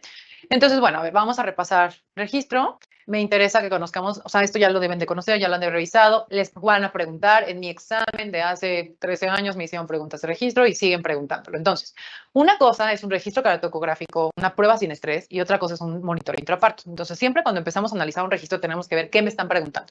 Cuando no veo contracciones, eso se llama registro cardiotocográfico, eso se llama prueba sin estrés. Y cuando me están poniendo un registro que tiene contracciones, se habla de monitoreo intraparto. Hay 2 papers 2009 y 2010, que hablan sobre monitoreo intraparto, en los cuales nos basamos para hacer el análisis. Tienen todas las categorías y estas cosas, ¿vale? Entonces, estas categorías van a ser 3, categoría 1, categoría 2 y categoría 3. El objetivo de poderlas identificar es normar conducta. Entonces, la categoría 1, es más fácil aprendernos la 1 y la 3, y ya todo lo que yo no me aprendí va a caer en la categoría 2. La categoría 1 es un bebé con una basal de 110-160, con una variabilidad moderada, conservada, presente, que la puedas ver, que no tiene desaceleraciones tardías o variables y que puede o no tener desaceleraciones tempranas y puede o no tener aceleraciones. Entonces, mientras tenga variabilidad, el latido esté bien, yo estoy perfecta siempre y cuando no tenga descensos. Luego, las categorías 3 son aquellas situaciones que sí ameritan una interrupción del embarazo porque ya te está hablando de acidosis fetal. Desaceleraciones tardías sin variabilidad, desaceleraciones variables sin variabilidad, bradicardia sin variabilidad y patrón sinusoidal. Vean la constante, sin variabilidad y el patrón sinusoidal no tiene variabilidad. Entonces, son 4 cosas que te tienes que aprender, pero tiene que decirte sin variabilidad. Y la única cosa que a mí me llama un poco la atención aquí es que me tengo que aprender como categoría 2, es la bradicardia con variabilidad, porque eso también a veces es medio tricky en los casos, ¿no? El aprenderme con una bradicardia puede ser, o sea, fisiológica, está bien. Ahora, en estas situaciones ya, cirugía o parto inminente o cualquier situación que ya ese bebé tiene que nacer de la forma más rápida posible. Categoría 1, hacia el trabajo de parto, vamos perfecto. Cuando caen en categoría 2, es una categoría intermedia. Entonces, si yo tengo un bebé con categoría 2, llámese bradicardia con variabilidad, taquicardia, una variabilidad mínima, que no tenga variabilidad, pero no tenga desaceleraciones, que tenga una variabilidad muy marcada, que no tenga ascensos al estimular al feto. Todas estas condiciones no son óptimas, pero no son agudas. Entonces yo puedo hacer algo para mejorarlo.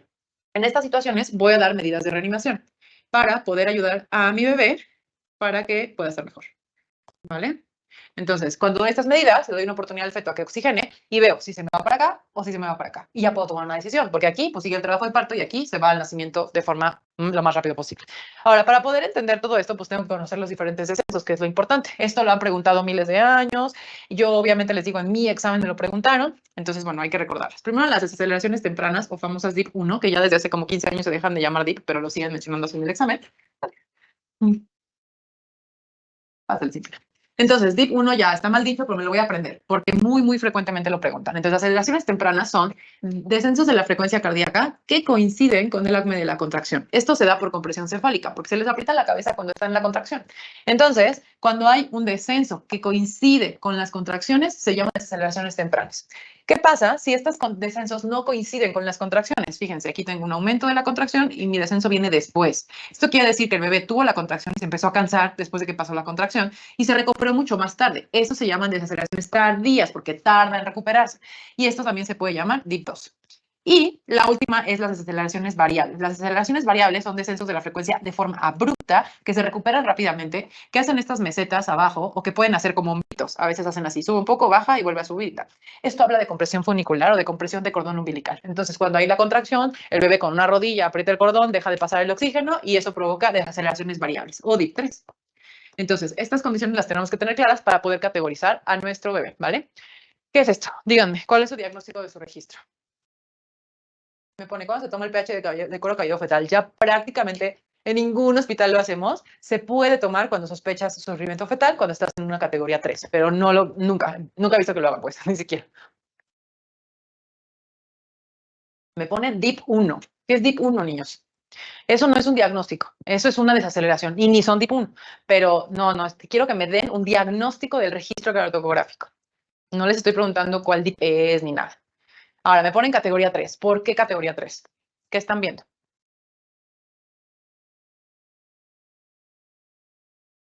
Categoría 1 me ponen. ¿Por qué? ¿Por qué categoría 1? Justifíquenme su respuesta.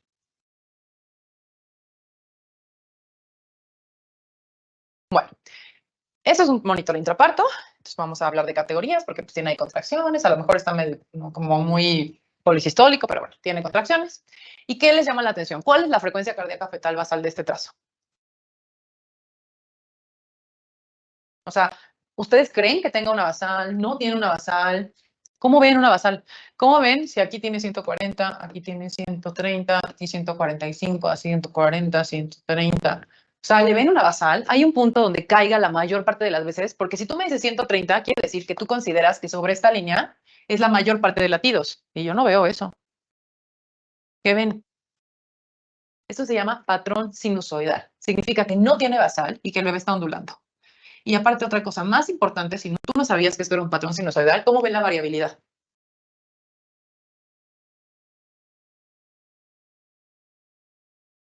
No tiene nada de variabilidad, está perdida la variabilidad. Entonces, esto es una categoría 3, esto es una acidosis fetal y este bebé tiene que nacer en breve, ¿ok? Entonces, fíjense cómo es una línea recta, tiene unos brinquitos casi pequeñitos, pero básicamente casi está líneas rectas y me dicen ahí todos, los descensos, ¿cuál es tu descenso? ¿Cómo puedes saber cuál es tu descenso si no tienes basal? La única forma, el descenso es descenso de 15 latidos en 15 segundos que se recuperen. Esa es la definición de un descenso, que puede ocurrir coincidiendo con la contracción o no coincidiendo con la contracción. Pero yo no puedo decirte que hay un descenso si no tengo una basal. Entonces, cuando no tengo una basal, es un patrón sinusoidal. Ahora, ¿cómo ven este? ¿Cómo me lo diagnostican?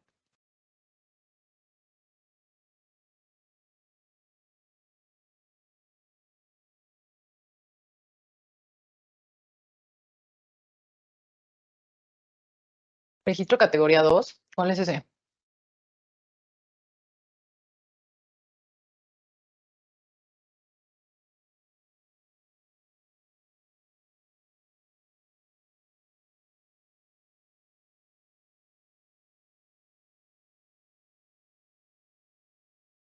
¿Nadie más? Tengo dos respuestas. Venga, 137 personas que me están viendo. O algo así, ya perdí la cuenta. ¿Tiene contracciones o no tiene contracciones? No tiene, tiene ahí una patada del bebé que dio y marcó. Pero si no tiene, ¿qué dijimos que es?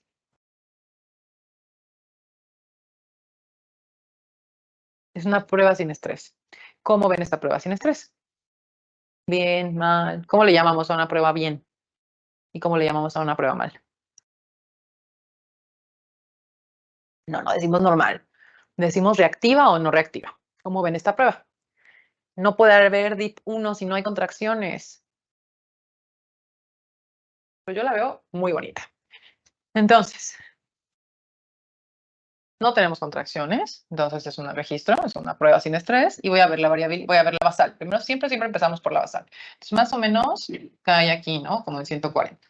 Entonces, tengo una basal de 140, tengo movimientos presentes y tengo ascensos. Fíjense, no están tan claros, tampoco es una prueba tan bonita, pero sí tengo algunos ascensos en el estudio. Fíjense, sobre todo este está muy bien marcadito, estoy bien y así. Entonces, pues es un registro reactivo con una basal normal, con todo bien, ¿vale? ¿Cómo ven esta? ¿Qué opinan de esta?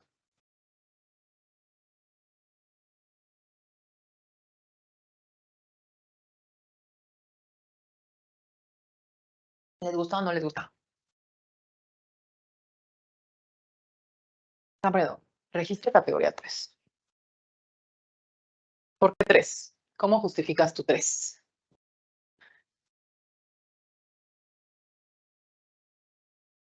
Se me siguen confundiendo. Con un monitoreo intraparto no puede ser reactivo o no reactivo, no se llama así. Es como si yo te dijera en una gasometría hiperglucemia. O sea, no puedes diagnosticar hiperglucemia en una gasometría. Aquí es igual. No puedes decir si está reactivo o no en un registro, en un monitoreo. Entonces, son categorías. ¿Cuál es mi basal? ¿Cómo ven? La basal de este caso. Pues altita, ¿no? 160, 170. Esto se llama taquicardia. ¿Cómo ven la variabilidad?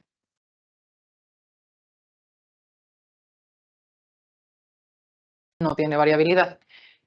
Les puse este caso a propósito porque no tiene desaceleraciones. Entonces, al no tener desaceleraciones, se llama categoría 2. Taquicardia sin variabilidad, pero sin desaceleraciones. Entonces, esto es algo que el bebé todavía puede compensar si logro mejorar la taquicardia. Cuando la taquicardia ya tiene desaceleraciones y no tiene variabilidad, se le llama categoría 3. Por eso les decía que se tienen que aprender las cosas de la categoría 3, las cosas de la categoría 1 y todo lo demás me cae en categoría 2, ¿vale? Entonces, esto, medidas de reanimación y vámonos. Ahora, ¿cómo ven esto? ¿Qué opinan? ¿Está bien? ¿Está mal?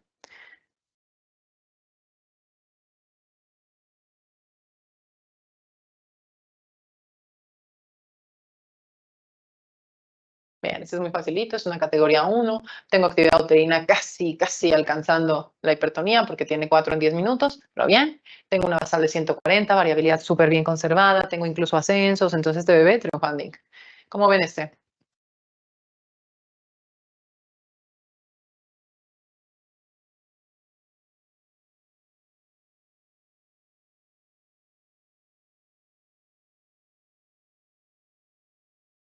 Pues bonito también, ¿no? Tenemos una basal más o menos en 145, 150. Tengo ahí un par de ascensos muy grandes, muy bonitos. No tengo actividad, tengo movimientos fetales. Así que otro bebé triunfando. ¿Cómo ven este? En algunos registros, esta línea clarita que ven aquí es la mamá. Es un monitor que le ponemos a la mamá y me registra la frecuencia cardíaca de mamá. Entonces, bueno, esa se los aclaro para que lo tengan en cuenta. Pero bueno, ¿cómo lo ven?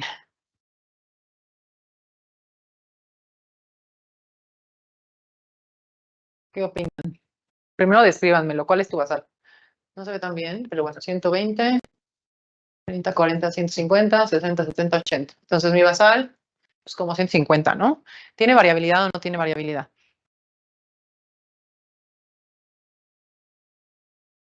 Sí tiene. Aquí la clave para caer en el categoría 3 es que no tengas variabilidad. Entonces, nuestra duda va a ser cuando la variabilidad esté baja, pero no tenga descensos, así como lo que elegimos de la taquicardia hace rato. Pero si sí tiene variabilidad tu registro, todavía lo puedes salvar. Entonces, este bebé no tiene ascensos, pero no importa, porque acuérdense que no a fuerza tenemos que tener ascensos en el registro, pero tiene desaceleraciones variables. Entonces, fíjense lo que yo les decía, las aceleraciones variables son descensos abruptos de la frecuencia que se recuperan y a veces tienen como estos sombritos. Por todos lados hay. Seguramente este bebé tiene poquito líquido, entonces cualquier contracción, movimiento, patada, aquí como que se alborotó, Y miren, esto es un descenso variable. Entonces, aceleraciones variables con variabilidad es una categoría 2. Siempre que tú veas variabilidad en tu registro va a caer en categoría 2, ¿vale? ¿Cómo ven este?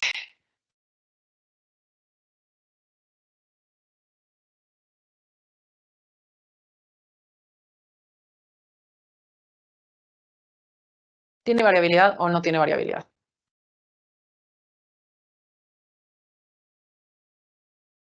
Entonces, tienes variabilidad, por lo tanto vas a caer en una categoría 2, pero ¿cuánto tiene? ¿Qué tiene?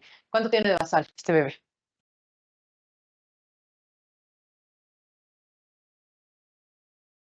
Tiene taquicardia. Tenemos en algunos puntos 180 de basal y luego baja como 160 y luego vuelve a subir y luego vuelve a bajar. Tenemos ahí muchas variaciones. Tenemos aquí, tenemos desaceleraciones variables.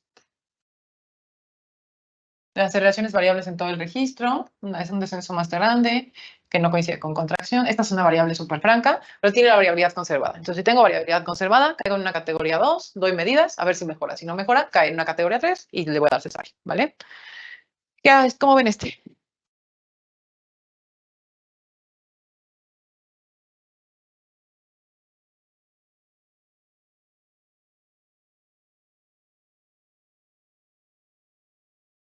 Este sí está espantoso, ¿no?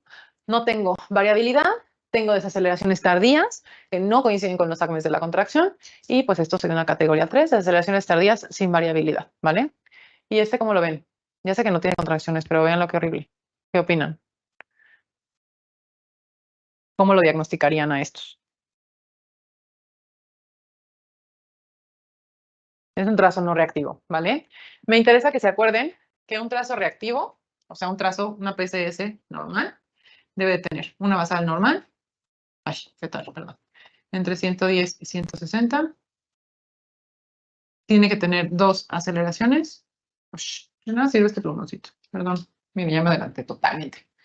Aquí. Dos aceleraciones y no desaceleraciones. Bueno, ya da igual que se los anote.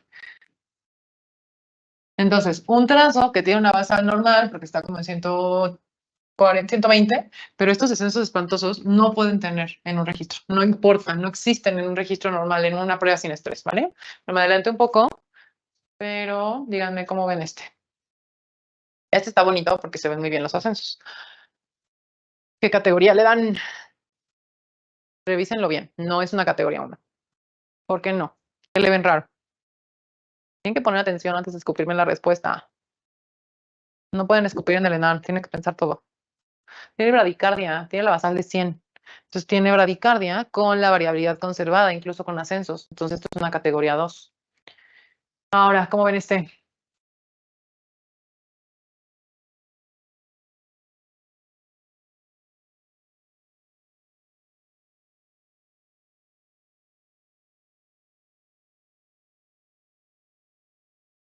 Ay, ¿cómo que normal? Está bien feo. O sea, a ver, yo si no tuviera nada de variabilidad lo dejaría como un sinusoidal, porque fíjense cómo no tiene como una basal adecuada. Pero como tiene variabilidad, pues ya siendo un poquito más exigentes, pues tu basal andará como en 120, solo que hace muchos descensos, entonces parece un sinusoidal. Y estos descensos son dips tempranos, son desaceleraciones tempranas, fíjense. O sea, considerando que mi basal sea aquí, que es donde más cae el latido, fíjense cómo todos coinciden perfectamente con el acme de la contracción. Entonces, pues esas son desaceleraciones tempranas en el 100% de las contracciones, tardías al final del trazo, porque aquí no tiene relación con el trazo, y variabilidad conservada. Entonces es una categoría 2, ¿vale? Listo. ¿Tienen alguna pregunta antes de que sigamos con otro caso? ¿Las contracciones son tempranas? Sí. Tiene tardías al final. ¿Alguna duda? Tienen que estudiarlo, chavos, porque sí se los van a preguntar, ¿eh? No te quedó muy clara la categoría 1. A ver, vamos a regresar. Este es un categoría 1. Ah, no, este es una bradicardia. Les voy a volver a poner el cuadrito mejor. La categoría 1 es la más fácil porque pues son lo normal, es lo que tiene que tener. Una basal normal que tiene una variabilidad conservada, que ves brinquitos de latido a latido, que no tiene desaceleraciones tardías ni variables, que no tiene o puede llegar a tener tempranas y que no puede o puede tener aceleraciones, ¿vale? Entonces, categoría 1 es un trazo normal. Categoría 2 es todo lo que no es 3. con variabilidad, taquicardia con variabilidad o sin variabilidad incluso, variabilidad mínima, no variabilidad pero sin desaceleraciones, variabilidad marcada, no ascensos al estímulo del feto, desaceleraciones tardías con variabilidad. Entonces es como más difícil de aprenderlos. Y categoría 3, yo creo que si te aprendes la 3, pues ya estás. Primero, para entrar en 3 no tienes que tener variabilidad. Entonces ahí ya, si no tienes, ya queda.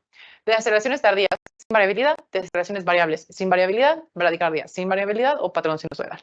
Entonces, con la 1 sigue el trabajo de parto, con la 2 das maniobras de reanimación y con la 3 vas a hacerse una cesárea. No quiero decir cesárea porque a veces si la paciente tiene 10 de dilatación, está en tercer plano y está la señora pujando y tienes este registro, pues en realidad a lo mejor lo que te conviene es poner un forceps, hacer un parto instrumentado para facilitar la extracción del feto, pero más, pues es mejor que una cesárea. Entonces las guías dicen, nada más busca la forma de que ya nazca ese bebé, porque ya tiene acidosis, ¿vale? ¿Alguna otra pregunta? ¿Puede repetir cómo diferenciar lo de reactivo y no reactivo de las categorías? El trazo reactivo es un trazo que se realiza en una paciente sin trabajo de parto. Y una categoría es un registro que se hace en una paciente que está en trabajo de parto. La única diferencia que tú vas a ver en un registro son las contracciones. Si tú no ves contracciones aquí, es una prueba sin estrés. Por eso se llama prueba sin estrés, porque no tiene contracciones. Y si tú ves contracciones aquí, es un monitoreo intraparto. ¿La acidosis solo es en la categoría 3? Sí, en categoría 2 todavía no está acidosis. Puede tener hipoxia, pero no acidosis. ¿Algo más? Porque esto se les juro que les van a preguntar. ¿Nada? Bueno, si se les ocurre algo más, me dicen.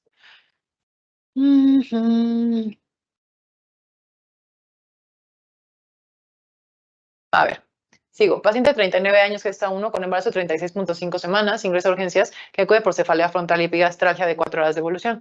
A la exploración física, 70 kilos, 1,64, una TA de 165-100, frecuencia cardíaca de 90, respiratoria de 25. Está consciente, buen estado general, abdomen globoso por útero gestante, con fondo uterino a 30 centímetros, feto único vivo longitudinal cefálico, con dorso izquierdo, frecuencia cardíaca de 140 latidos por minuto, al tacto vaginal, cervix posterior cerrado, sin pérdidas transvaginales. ¿Qué factores de riesgo tiene esta paciente para desarrollar enfermedad hipertensiva en el embarazo?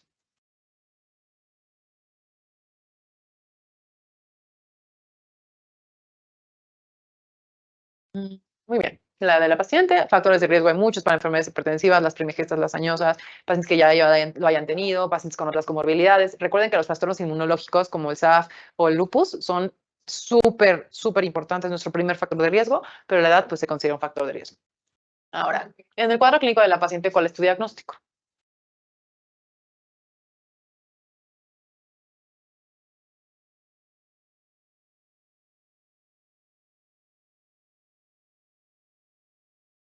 Bueno, eso está bien, facilita. Preeclampsia con datos de severidad, tenemos una crisis hipertensiva. Recuerden que nuestra guía de práctica clínica, la última, ahorita voy a hablar un poquito sobre actualizaciones que hubo en papers americanos, pero la última guía de práctica clínica publicada sobre enfermedades hipertensivas nos dice que tenemos que revisar el paper del Colegio Americano de Obstetras para poder hacer diagnóstico de preeclampsia. Muy fácil, nos quitamos de encima el problema, ¿no? Y dice que los criterios de severidad son crisis hipertensiva 160-110, ay, perdón,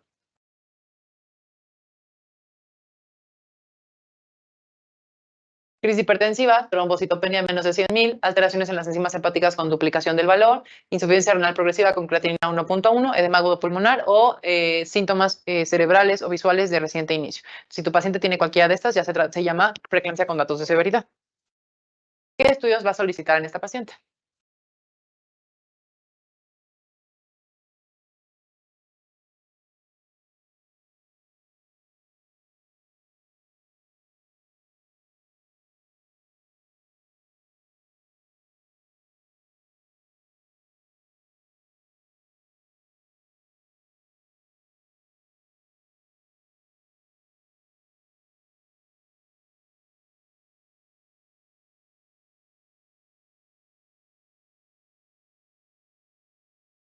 Muy bien, la mayoría, ultrasonido obstétrico, registro cartográfico, VH, pruebas de funcionamiento hepático y examen general de orina. Con eso voy a poder reunir todos los criterios que yo necesito para ver cómo está el resto de los valores.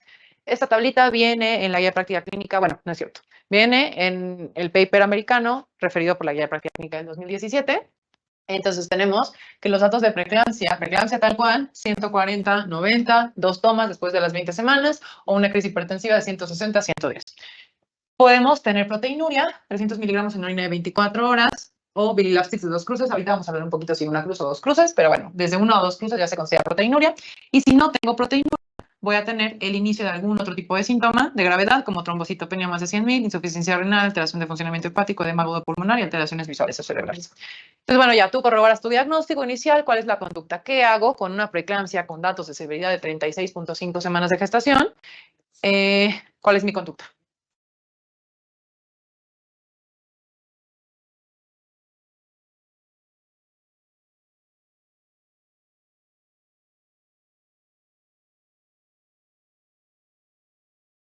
A ver, entonces, todos estamos de acuerdo, pensamos, que las enfermedades hipertensivas o la preeclampsia severa es una indicación necesaria o no.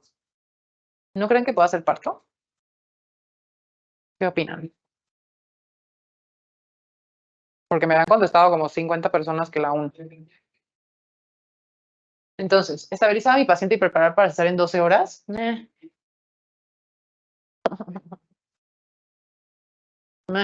Estabilizar a la paciente y valorar egreso jamás en la vida. Estabilizar a la paciente y valorar inducción de trabajo de parto, puede ser. Iniciar alfa-metildopa e ingreso 24 horas para vigilancia. La alfa-metildopa se va a reír de esa crisis hipertensiva. Mira, ya sabe la respuesta. Inicio de aspirina, calcio y manejo antihipertensivo. Entonces, aquí no hay de otra. Estabilizar a la paciente y valorar la inducción. Por eso dije valorar la inducción de trabajo de parto. No estoy diciendo que vaya a hacer un parto seguramente, pero puedo evaluar las condiciones de la paciente para ver si puedo hacer un parto. Se recomienda procurar el nacimiento inmediatamente después de la estimulación hemodinámica en mujeres con embarazo de 34 semanas y crisis hipertensiva. Ahorita vamos a ir viendo las indicaciones de interrupción del embarazo. Recuerden que la preeclampsia sí la puedo dar un manejo conservador y la puedo llevar hasta la semana 37, 38, lo que toque. Pero cuando la paciente ha presentado una crisis hipertensiva, no puedo continuar siempre y cuando esta haya rebasado las 34 semanas. Incluso el paper americano dice, paciente con preeclampsia que ha rebasado las 34 semanas, que se debe estabilizar y se debe de deliver soon after maternal stabilization. O sea, inmediatamente que yo estabilice a la paciente, la tengo que interrumpir. La guía mexicana, mayor de 34 semanas, tengo que interrumpir el embarazo. Si tu caso, tu paciente tuviera 32 semanas y tiene una crisis hipertensiva, puedes dar manejo conservador hasta la semana 34 y en la 34 lo interrumpes. Porque toda paciente que ha presentado una crisis hipertensiva puede presentar otra. No se va a ir a casa, no va a mejorar, ni se le va a curar la preeclampsia. Si ya presentó una crisis hipertensiva, hay muchísimas posibilidades de que haga otra. Entonces, acuérdense que el manejo de la preeclampsia no va a curar la preeclampsia, va a manejarla y vamos a prevenir nuevas crisis. Si ya la presentó, llegamos a las 34 y la interrumpimos. ¿No en preeclampsia con o sin datos de seguridad? No. No se recomienda vía abdominal. ¿Cuántas semanas? Nuestra paciente tiene 36.5 semanas. Seguimos. En el manejo médico de esta paciente, ¿cuál es el antihipertensivo de elección para el control de crisis hipertensiva? ¿Qué dice nuestra guía de práctica clínica respecto a crisis hipertensivas? La respuesta no es la betalol. En México no tenemos la betalol. Cada año. Llevo 5 años dando el curso, 5 años que me siguen contestando la betalol.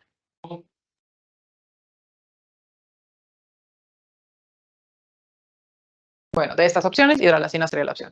¿Cuál es el manejo de crisis hipertensivas? Las crisis hipertensivas, ¿qué dice nuestra guía de emergencias obstétricas? Tenemos una guía especialmente sobre emergencias obstétricas donde viene hiperemesis gravídica, donde viene convulsiones, donde viene crisis hipertensivas. Dice, paciente con TA igual o mayor a 160-110, primera línea de tratamiento nifedipino.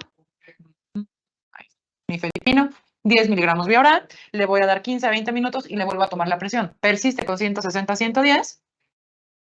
Y algún día esto me sirve. 160, 110, ahora le voy a dar 20 miligramos vía oral. Le doy 15 a 20 minutos, sigue 160, sigo 160, 110, le doy otros 20 miligramos, le doy otros 15 minutos. Si en la cuarta dosis, o sea, ya le di 3 oportunidades, en la cuarta no está bien, voy a cambiar de manejo antihipertensivo. ¿A qué cambio? A hidralazina. Siguiente escenario, no tengo nifedipino, tengo hidralazina. Empiezo con 5 a 10 miligramos. Esto de verdad solo va a probar mi paciencia, más que mis hijos. 5 a 10 miligramos y ven 2 minutos. ¿Qué hago? Tengo que llorar. Es que aparte siento que como estoy en video, a mí no me están viendo su pantalla con las diapos, es lo que yo haría. Entonces, si yo no voy marcando las diapositivas, es como si no, o sea, estuviera yo leyéndoselos en mi casa. Entonces, a los siguientes 15 minutos le doy 10 miligramos. No funciona, con hidralazina solo doy 2 oportunidades y voy a hacer cambio antihipertensivo a nifedipino, ¿vale? Entonces, Empezamos con ifedipino, seguimos con hidralazina, son los dos medicamentos. Ahora me dicen, en los simuladores la respuesta ha sido la betalol, ya lo sé, lo siento mucho, no hago yo los simuladores, pero en la guía de práctica clínica nos dice que no hay la betalol. Incluso en el 2017 dice, no contamos en México con la betalol, por lo tanto no se considera de primera elección. Aquí arriba les dejo el cuadrito original donde sí incluye la betalol, que claro que es un excelente medicamento si lo tuviéramos en México. Empezamos con la betalol, 1, 2, 3 oportunidades, y si no funciona ellos cambian a hidralazina, y si no funciona cambian a nifedipino. Entonces, así lo van haciendo. Igual, empiezan en el mismo esquema con hidralazina, 2 oportunidades, y si no mejora, cambian a la betalol. Y si empiezan con nifedipino, 1, 2, 3 oportunidades y cambian a la betalol. Entonces, yo les recomiendo que se aprendan este cuadrito porque eso es lo que usamos en México. ¿Vale? Ahora, ¿cuál es el esquema recomendado de sulfato de magnesio en pacientes con esta patología?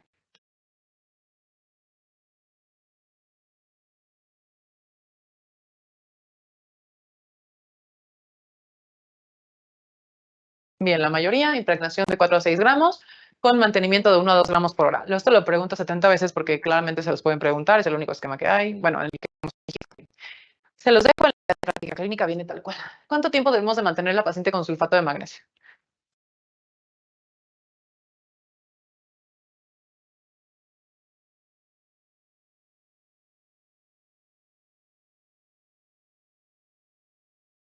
Bueno, vamos a mantener a nuestra paciente hasta el puerperio inmediato. ¿Cuánto dura el puerperio inmediato? ¿Qué se acuerdan de puerperio? Las primeras 24 horas. A partir de que nació el bebé, voy a darle 24 horas de sulfato de magnesio y lo voy a suspender. Esta es una muy buena. Y si la paciente convulsionó, aunque sea en el posparto, voy a dejarlo 24 horas más después de la última convulsión, ¿vale?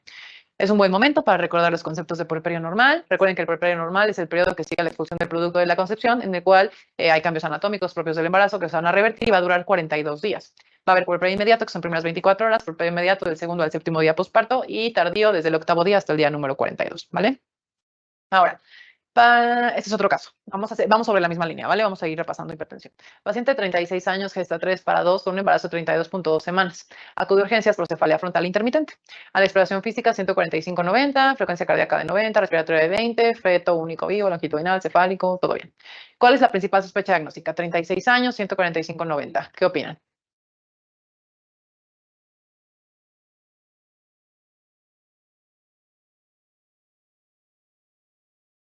Bueno, aquí es hipertensión gestacional. Voy a defender a los compañeros que me están contestando preeclampsia por la cefalea. Recuerden que la cefalea, para considerarle un dato de severidad, es una cefalea persistente a analgésicos. Entonces, siempre que nos digan cefalea intermitente, yo pienso que es una señora que medio le duele la cabeza y pues le duele porque tiene 145-90. Pero si te dicen paciente con cefalea persistente que ya no mejora con analgésicos, 145-90, 140-100, esa señora ya se está distorsionando. Va a llegar a la severidad y se puede considerar un dato de severidad. Pero cefalea intermitente lo consideramos como un dato de vasoespasmo y listo, ¿vale? Entonces, en este caso, 145-90 con hipertensión gestacional.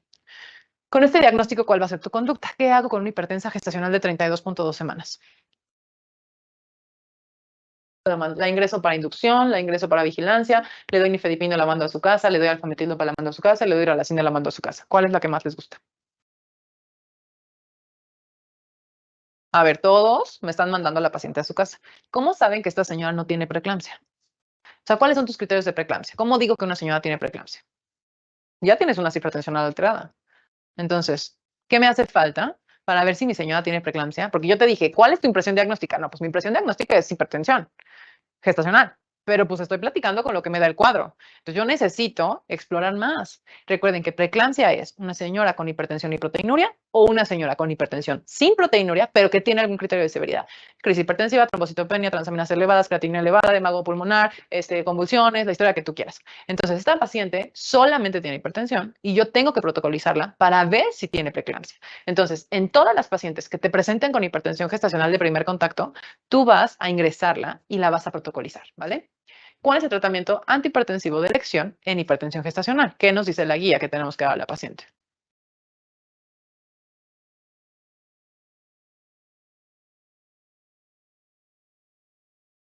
Venga, chicos.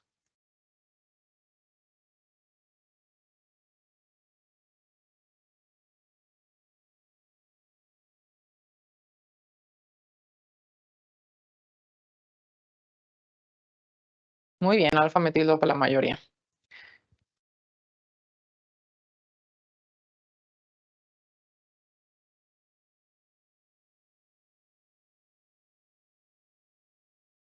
La seguridad para el uso durante el embarazo recomienda la metildopa como medicamento de primera línea de tratamiento de hipertensión gestacional. No se nos puede olvidar. Ahora, ya la ingresan a urgencias, le hacen su curvita de TA y tenemos plaquetas de 230,000, ácido úrico de 5, DHL 150, creatina 0.8, AST 18, ALT de 10, con un ego sin proteinuria. En las últimas 24 horas tiene 140-70, 120-90, 125-92, 110-87 y 130-92. ¿Qué le hacemos?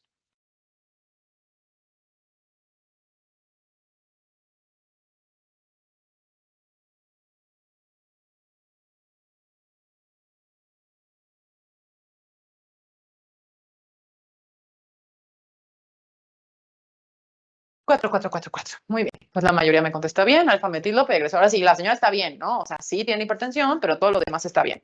No todas las pacientes requieren tratamiento antihipertensivo. Recuerden que debe de ser considerado cuando la presión arterial se mantiene persistente arriba de 90. Para mujeres con hipertensión gestacional tratada con antihipertensivo, nuestra meta terapéutica va a ser 140-90.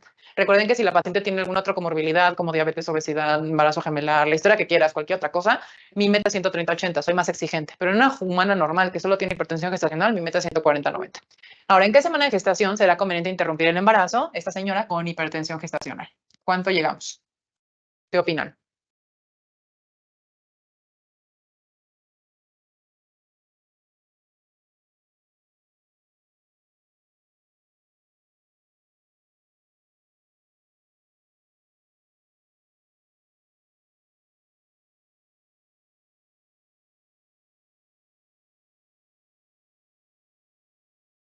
¿Libre evolución? No, chavos. Sí tenemos que intervenir, ¿vale? Ha sido pregunta de examen. Para las mujeres con hipertensión gestacional tratada, nuestra meta es 140-90. ¿Será que cuando yo me acerco al pizarrón lo trastorno? 140-90. Se recomienda la inducción de trabajo de parto en mujeres con trastorno hipertensivo controlado después de la semana 38, considerando condiciones obstétricas. Y la vigilancia es cada 2 a 3 semanas, ¿ok? A ver, aquí hay muchísimas variantes. Yo, porque me pasa que voy a clases donde me dicen, es que la última revisión dice que hasta las 37 semanas, ¿ok? Entonces sí, sí es cierto. El último Practice Bulletin de ACOG en 2018, nuestra guía de práctica clínica es de 2017. Entonces, en 2018 sale esta actualización del paper de hipertensión en Estados Unidos, donde nos dice que hubo algunos cambios.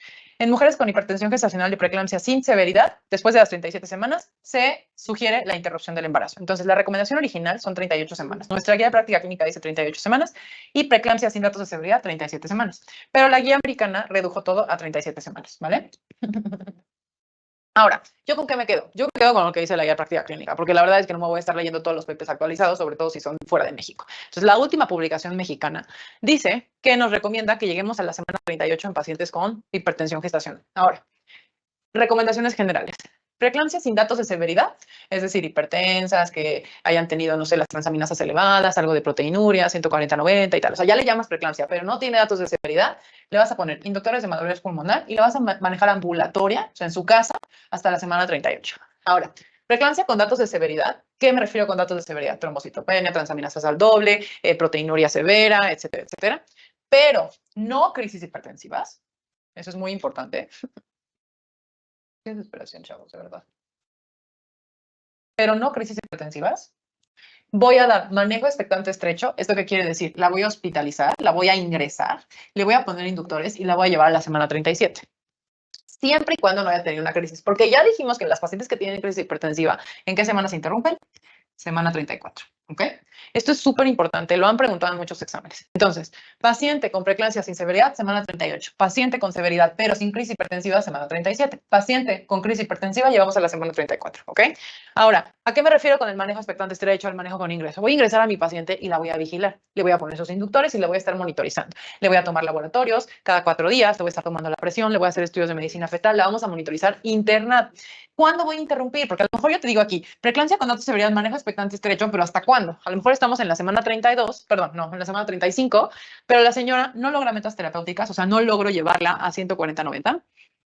La saturación disminuye, tiene edema pulmonar, hay algún deterioro en las pruebas de funcionamiento hepático, hace hemólisis, tiene datos de deterioro neurológico, tiene desprendimiento de placenta, tiene alteraciones en el bienestar fetal. O sea, si pasa cualquiera de esas cosas, voy a detener mi manejo expectante. Pero si la señora está bien y está ingresada, la puedo llevar hasta la semana 37, ¿vale?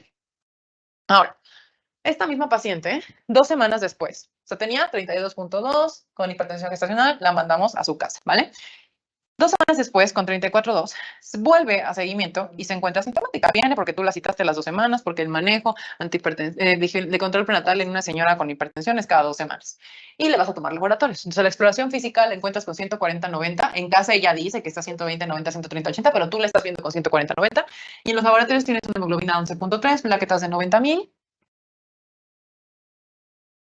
Plaquetas de 90.000, una creatina de 0.5, bilirrubina de 0.9, AST de 80, ALT 95, tienes un ego con 2 cruces de proteínas y una de 650. Entonces, ¿cuál es tu diagnóstico?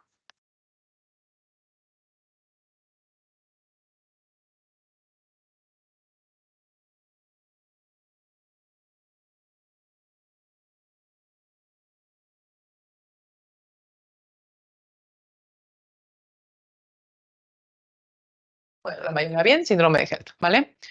Ahora, el síndrome de HELP es una complicación de la preeclampsia severa en la cual tenemos hemólisis. Entonces, para yo poder categorizar al síndrome de HELP, voy a tener HELP clase 1, 2 y 3. La HELP clase 1 es en el que tengo plaquetas de 50.000, ALT-AST de más de 70, DHL de más de 600. El HELP clase 2, tengo plaquetas de 50 a 100.000, mismos parámetros con las transaminasas. Y el HELP clase 3, tengo plaquetas de 100 a 150.000, AST, ALT de más de 40 y DHL de 600.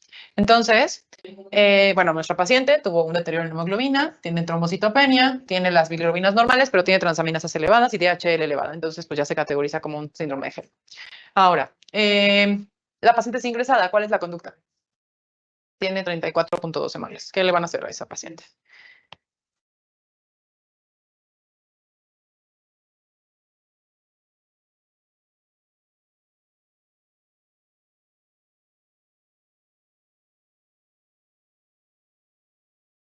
Bueno, estoy de acuerdo en sus dos respuestas. Yo también serían las dos respuestas en las que me voy a detener. En este caso, la respuesta correcta es interrupción del embarazo. A ver, yo quiero que nos llevemos a casa que el...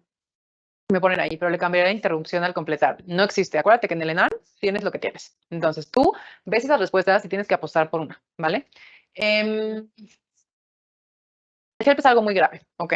De hecho, está estimado que tengas una disminución de plaquetas al 40% en 24 horas.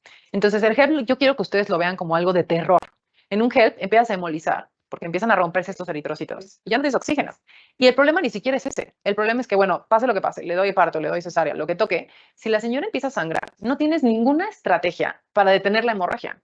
Y hay tanto sangrado y son tan frágiles los capilares que tienen hematomas hepáticos y se les rompe el hígado en dos. Entonces, es algo súper grave. Yo quiero que lo vean como algo de terror. ¿Qué dice la guía de práctica clínica? Si tu paciente ya cumplió 34 semanas, vámonos. O sea, es lo mismo que la crisis hipertensiva. Lo vamos a ver como un alto riesgo de muerte materna y fetal. Entonces, si tenemos más de 34 semanas, la interrumpes. Le puedo poner una dosis de inductores y la interrumpo 2 horas después. Puedes hacer lo que quieras, pero la tienes que interrumpir ya.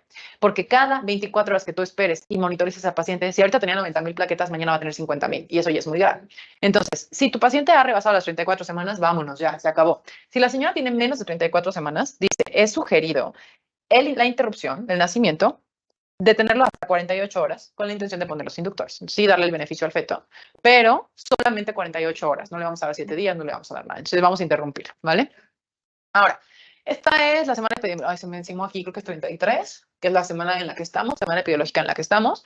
Recuerden que hay un paper, bueno, un seguimiento mexicano semana a semana de la muerte materna y nos va a decir cuál es la muerte materna esta semana. Esta semana sigue siendo hemorragia obstétrica, segundo lugar trastornos hipertensivos, tercer lugar aborto, ¿de acuerdo?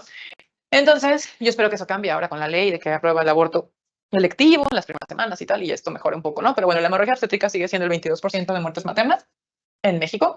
Hace mucho dejó de ser COVID, entonces, bueno, ténganlo en cuenta. Y revísenlo. Es una pregunta que les encanta hacer en el ENARM, ¿cuál es la primera causa de muerte materna? Es un regalo. Yo todo el año se ha mantenido hemorragia obstétrica, no creo que cambie para cuando ustedes hagan el examen, pero bueno, un día antes del examen, métanse y pongan la semana en la que estamos, en este momento, cuenten las semanas que van del año, y le ponen semana epidemiológica, muerte materna, y sale esto. Sí, es muy fácil de buscar. Los criterios diagnósticos, recuerden 140-90 o 160-110 con proteinuria, pero no es obligatoria la proteinuria. Puedo tener una paciente con 140-90, pero que tenga trombocitopenia y también se llama preeclampsia, ¿ok? Entonces, recuerden que eso hace una preeclampsia sin proteinuria, que sí hay una actualización, que hubo algunos cambios. Hay 3 cambios importantes en esta última publicación, que es que antes era proteinuria una cruz, en la nueva actualización es proteinuria 2 cruces. Yo me quedo con una cruz. Yo me quedo con lo que dice el mexicano, que es 2017. Pero bueno, las actualizaciones es proteinuria 2 cruces, que los datos de severidad agregaron el dolor en hipocondrio derecho y la epigastralgia como datos de severidad, y que la interrupción sin datos de severidad iba a ser en la semana 37 y no la 38. Entonces, ténganlo en cuenta como actualizaciones que hubo, pero en realidad yo creo que nos van a preguntar lo que ya sabíamos. Ahora, el tratamiento, siempre metas terapéuticas 140-90, pero en pacientes que tengan comorbilidades de 130-80, por la seguridad metildopa, hidralazina es la segunda elección, ¿vale? O sea, me pusieron por ahí nifedipino, la segunda elección no, es hidralazina. El manejo de crisis intensivas es otra cosa. Ahí sí empezamos con nifedipino en 3 oportunidades. Si no mejora, cambiamos a hidralazina. Hidralazina son 2 oportunidades para cambiar a nifedipino. Si tenemos crisis hipertensivas llamadas a la semana 34 para el nacimiento, ahí les dejo el cuadrito de indicaciones de las crisis hipertensivas. Y siempre que tengamos una crisis hipertensiva, vamos a agregar sulfato de magnesio. No se nos puede olvidar eso como neuroprotección materna y fetal, porque después de la crisis hipertensiva viene la convulsión. Entonces tengo que proteger a mi mamá y a mi bebé con sulfato de magnesio con el esquema de Sussman, que es el que hemos repetido muchísimas veces, ¿vale? ¿Tienen alguna pregunta de hipertensión para seguir con otro? Bueno, para dar un descanso y seguir con otro tema. ¿Cómo ven?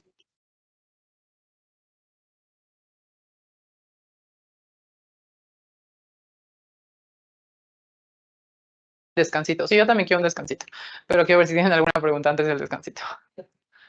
¿Nada?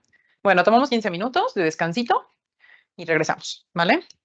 Normalmente hago 4 descansos, o sea, de 10 minutos, tomen eso. Nos quedamos con 37 o 38 semanas para datos de severidad. Yo la verdad me quedo, no, pero es sin datos de severidad, acuérdense. Sin datos de severidad, 38, con datos de severidad, 37. La guía nos actualizó y nos dijo que también sin datos de severidad íbamos a dejar en 37. Pero bueno, yo me quedo con lo que les dije en el cuadro pasado, ¿vale? Vámonos pues a un descanso.